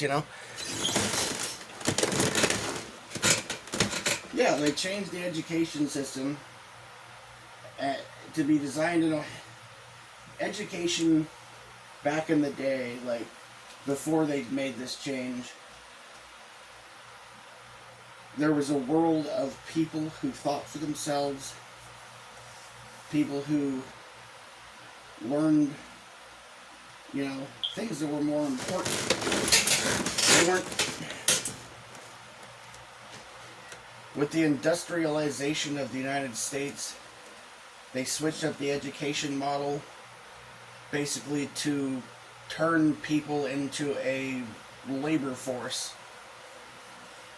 Basically to turn people into slaves, essentially.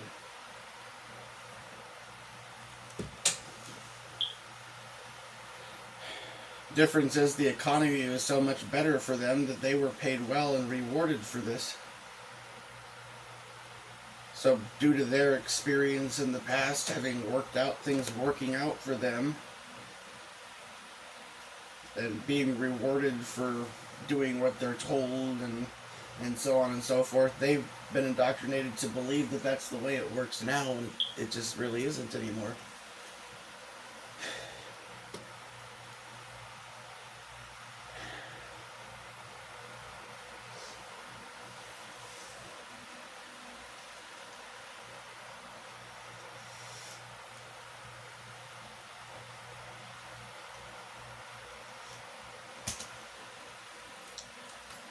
I can't believe the level of depravity and insanity in the world nowadays. It's reached levels that are absolutely unfathomable. Like I would never.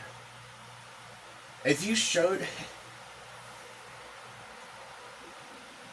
like if I could go back in time to the 80s or 90s or something, and try to show people back then, like if I could, take out my smartphone or whatever, or, show them a bunch of videos and stuff from YouTube, modern YouTube, and all these other fucking things, and be able to show them, I don't know, you can show them anything. Show them a political debate, show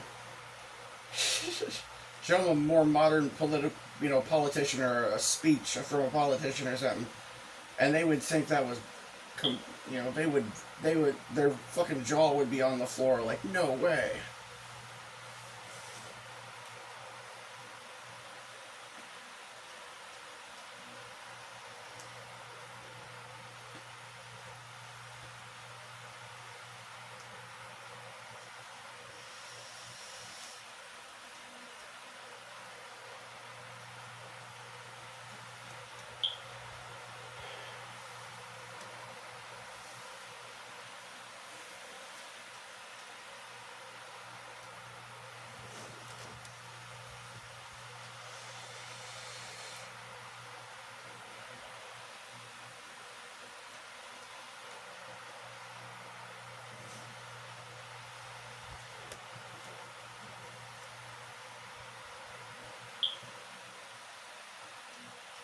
I don't know, man. This place feels like a prison slash mental asylum or something, basically.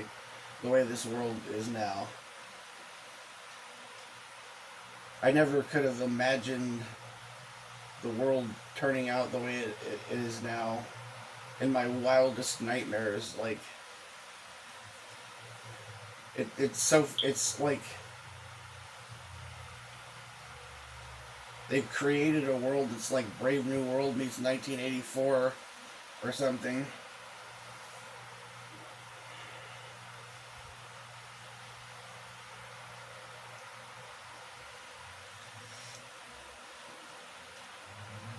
With a side of, demons or whatever, basically.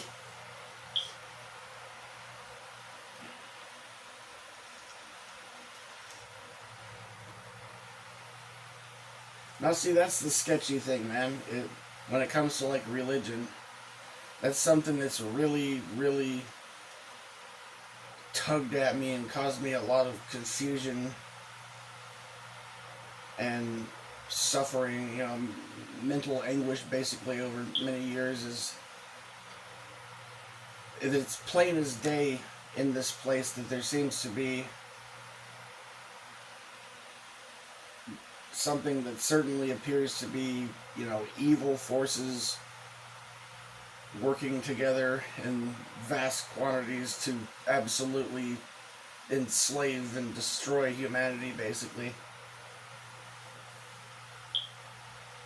And I've seen this for a long time. I saw it when I knew this when I was a kid, man. I started researching, like, conspiracy theory type topics when I was 11 years old. I'm almost 42.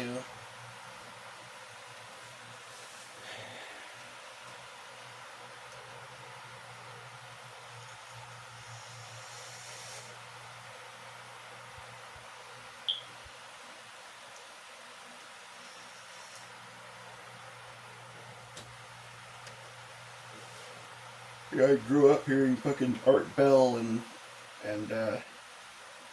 Bill Cooper,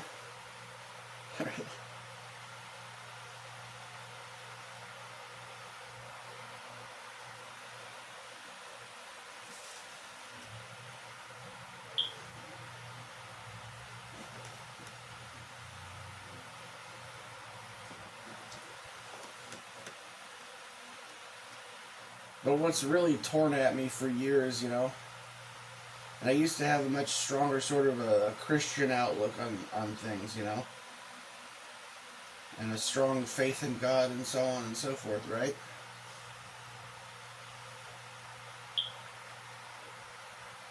But I spent so many years believing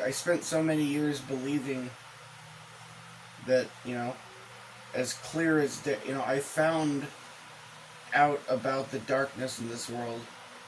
I was able to find the evil, find the vampires, and find the, witches and the, demon possessed. It's all this, so obvious and out, especially nowadays, but, back in the day it was like hidden.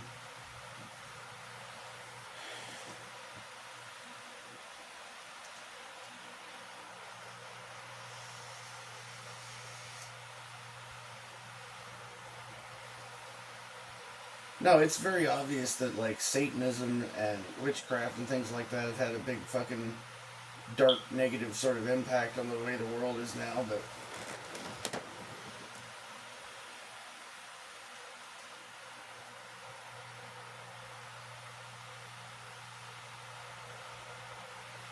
used to be hidden, now it's out in the open, basically.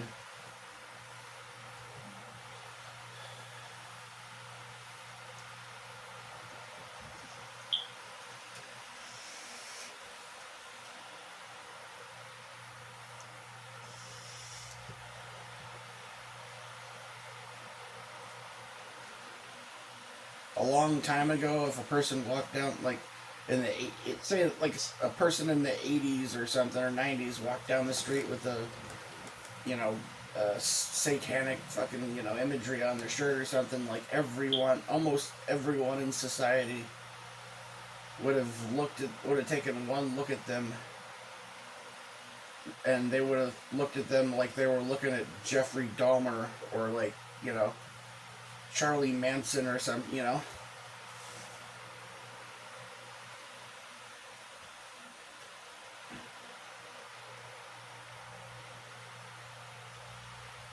I mean, seriously, like if they walked into a restaurant like that back in the day, like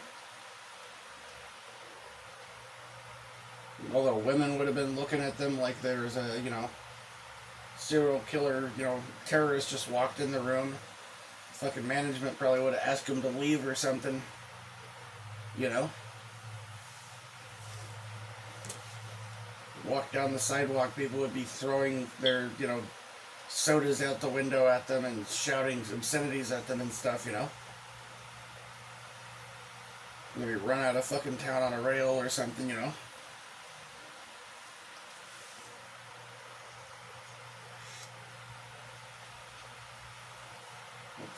Freaking city councils will be convening to working together to try and run them out of town or something. Like that's, yeah, that's the way.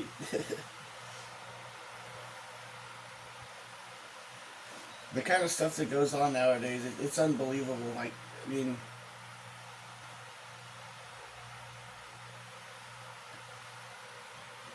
if you were to play like the president a video of like modern day or any time in the last 10 years of like presidential debates, and you were to, you know, take that video back in time and play it to somebody in the 80s or 90s, they would be absolutely appalled. Like their jaws would be hitting the floor. They would think it couldn't possibly be real.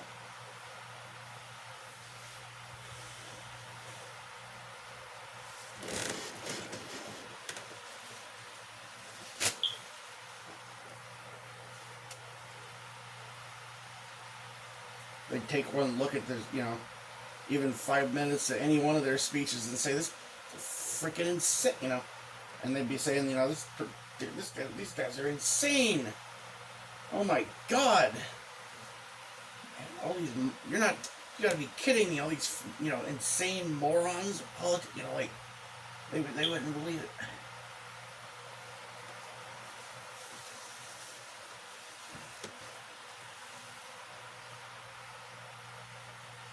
You know what I think happened? Like when they put Biden in there,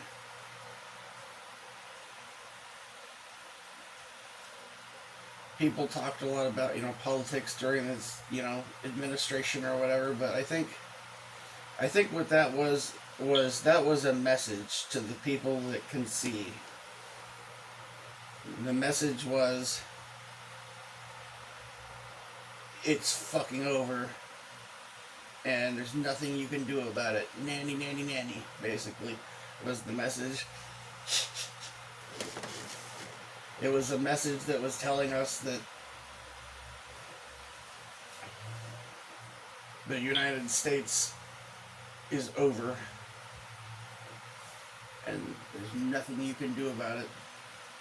Yeah, basically.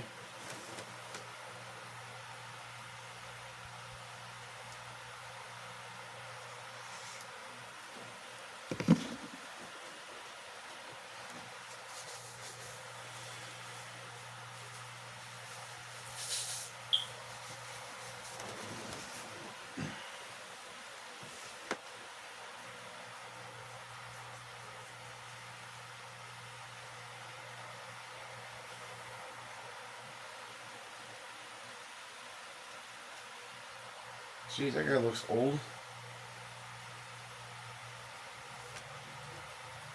I don't know. Oh, just some actor in a commercial for some kind of security thing, or I don't know, elderly thing.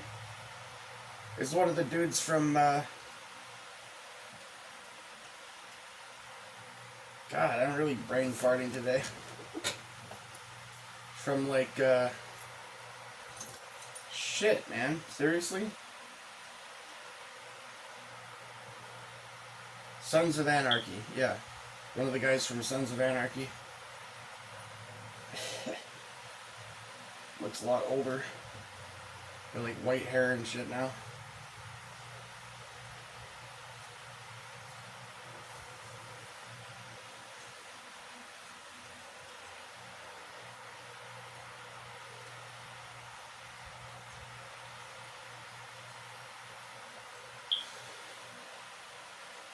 God, I don't know what to do. I just want to make it through life, man. And I need money. I need a lot of money to be able to afford to do that. I think, unless I want to just go be homeless or resort to being a fucking criminal or something, which I'm not going to do that.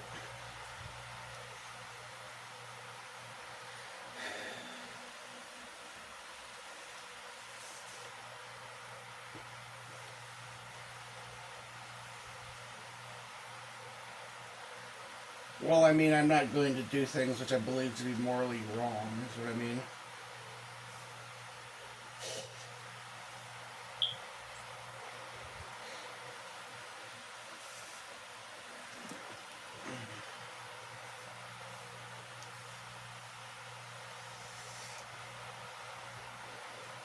I don't know what to do. I don't know, this place has turned into a total insane asylum, and it's just crazy, and it's scary, and I don't know what to do, I'm so sick of having to participate in stupid shit, It just seems like a complete waste. I feel like my life... I don't know, some people would say I've wasted my life, but...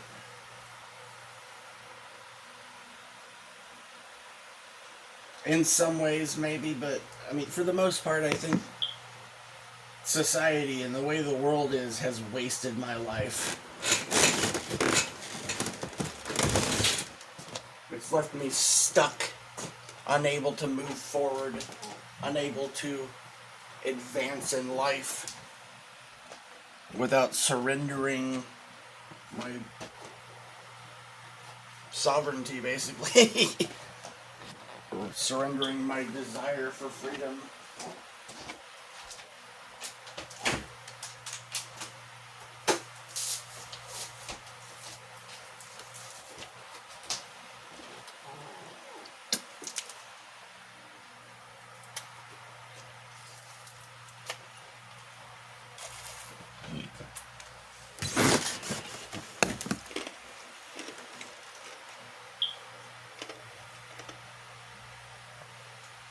That's what I feel like this world does. It bludgeons, beats you down, and bullies you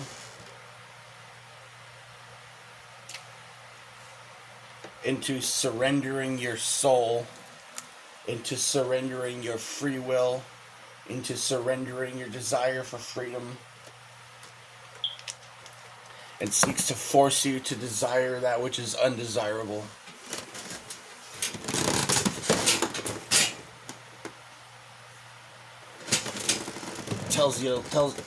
Teaches us to love what is unlovable. You will own nothing and you will be happy.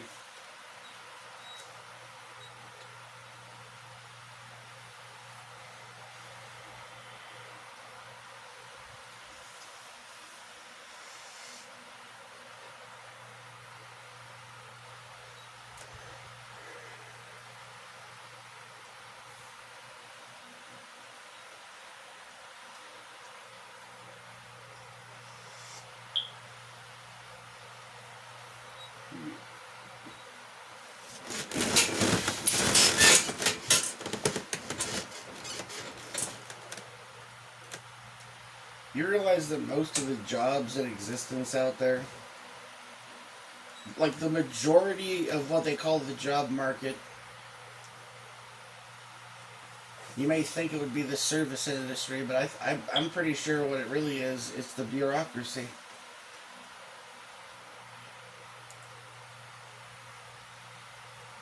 People whose jobs and very existence are not only pointless and without merit, but actively harm our entire society by their very existence.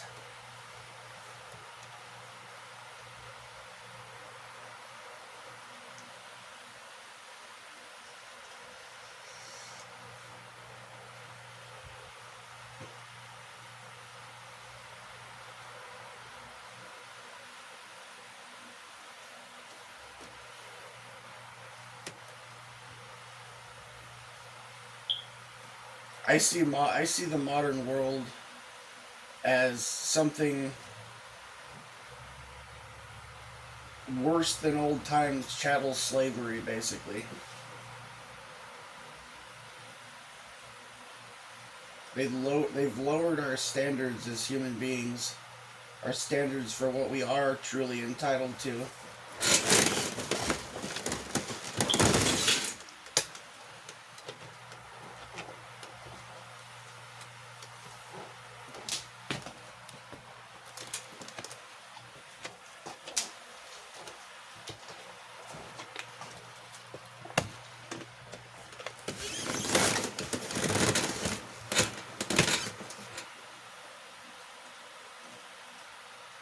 They got most of us living in spaces that, I mean, those of us who aren't basically wealthy on some level are stuck living in spaces, smaller than our great great grandfather's bathroom. Hell, I'm living in a place smaller than the bathroom in the house I grew up in.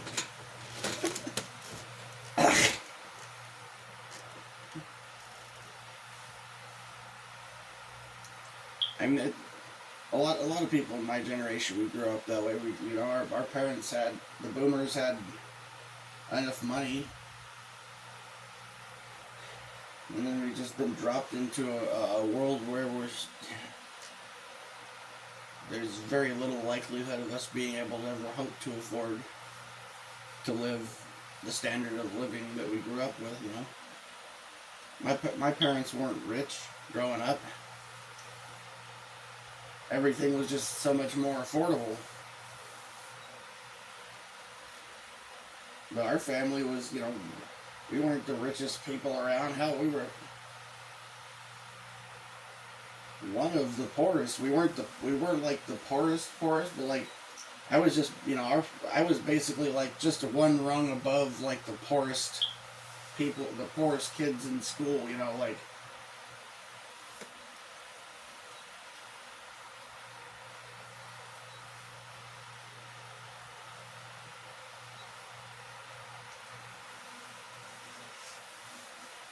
Yeah, like other kids would show up on Halloween with like, fancy store-bought costumes and stuff. And my mom would, sew mine. And they'd have like, homemade costumes and stuff like that. I'd show up with, pants that were too short, and the kids would make fun of me because, what'd they call them? I don't even remember what they called them. Be showing up to school,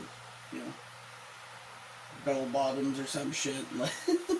Showing up to school with like clothes from the 60s and 70s and like the 90s, secondhand everything,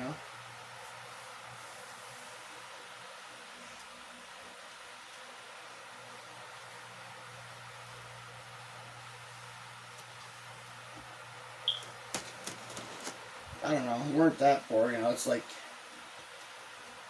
well, like, my dad got me a Sega Genesis and a few games, like, 4 or 5, I don't remember how many games I had, not that many. And, I'd go over to my friend's house and they would have, like, 50 games or something,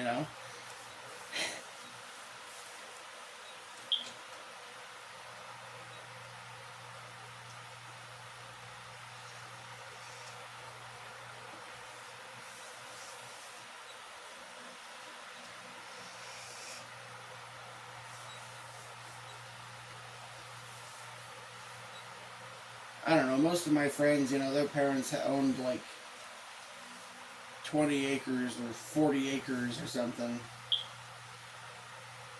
And a house that fully paid off, and they had, tractors and herds of cattle and stuff like that, And my dad was just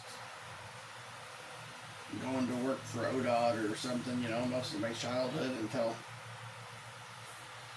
years later he ended up looking into some position where he got free training and he got a job as a mainframe programmer for the DMV. worked his way up the ranks to like the highest, one of the highest positions basically. But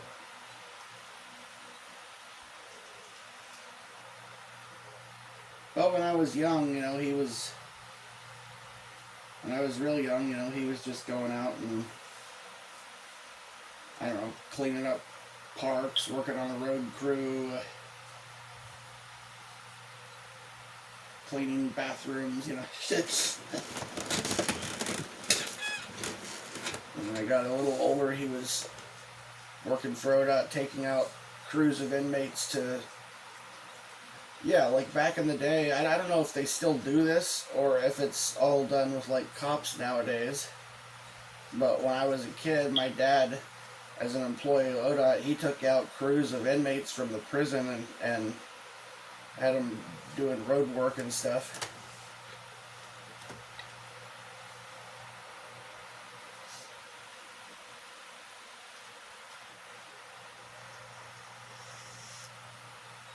But when I got some little misdemeanor charge, I was taken out by, cops. I don't know.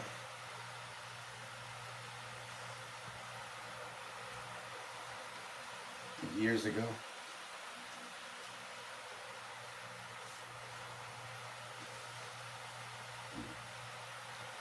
Yeah, talk about Halloween costumes. One year I went to school, I was wearing an actual inmate uniform. Yeah. But I mean, I figured, getting in any trouble for it because, I was a little kid, I'm not going to think I'm an escaped convict or something.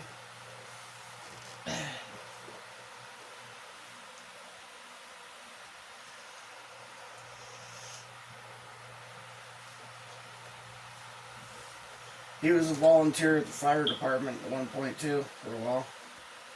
I got to ride in a fire truck.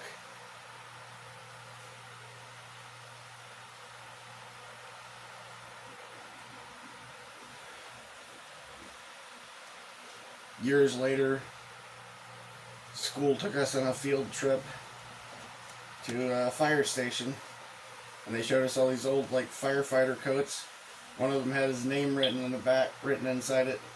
Well, his nickname. They called him Hutch.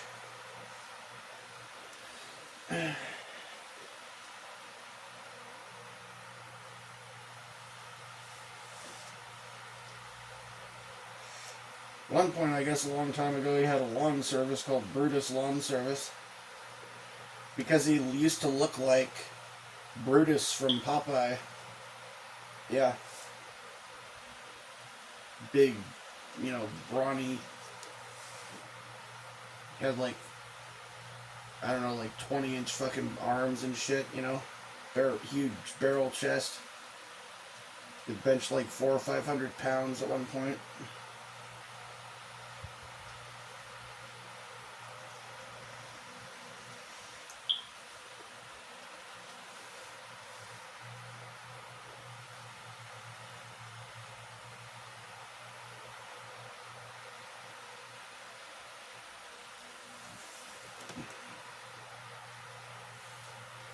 I gotta pull myself together, lay off the damn drinking, and try and go on a diet or something, try and lose the weight.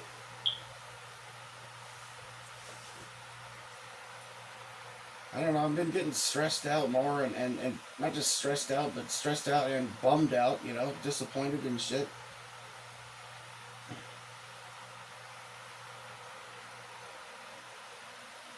I mean, when you go into work doing something that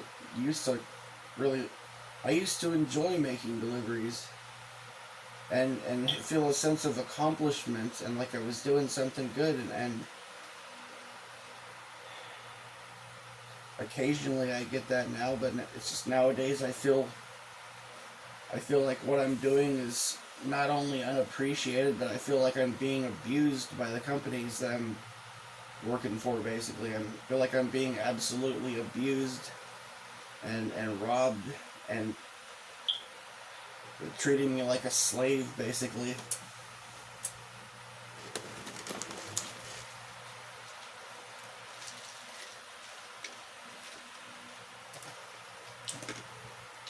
it was fun for me when I was keeping busy and making good money.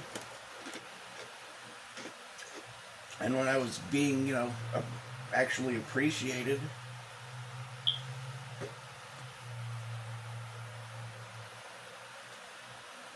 I mean, the customers don't treat me as good most of the time as they used to, like not even close as they did a couple of years ago. And, well, I mean, I used to go out on a day and I'd make, most days until it started to get bad, I could easily make $160 or $200 in a day. And I didn't have to use that much gas, maybe an eighth of a tank or a quarter tank of gas to make that. And then on top of that, the customers would be handing me, $10 bill, $5 bill. Sometimes they even got, they even leave me a $20 bill, as a tip. And they'd say thank you, and they really appreciated what I would, do it.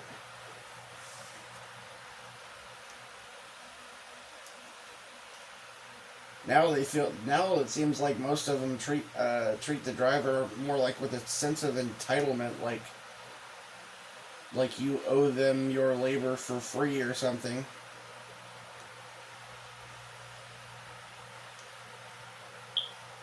And that's the way the company is treating us as well, Spark, DoorDash, Uber, Amazon. Hell, from what I hear, even the post office is treating people like that, God dang. Going on 3 hours ranting here.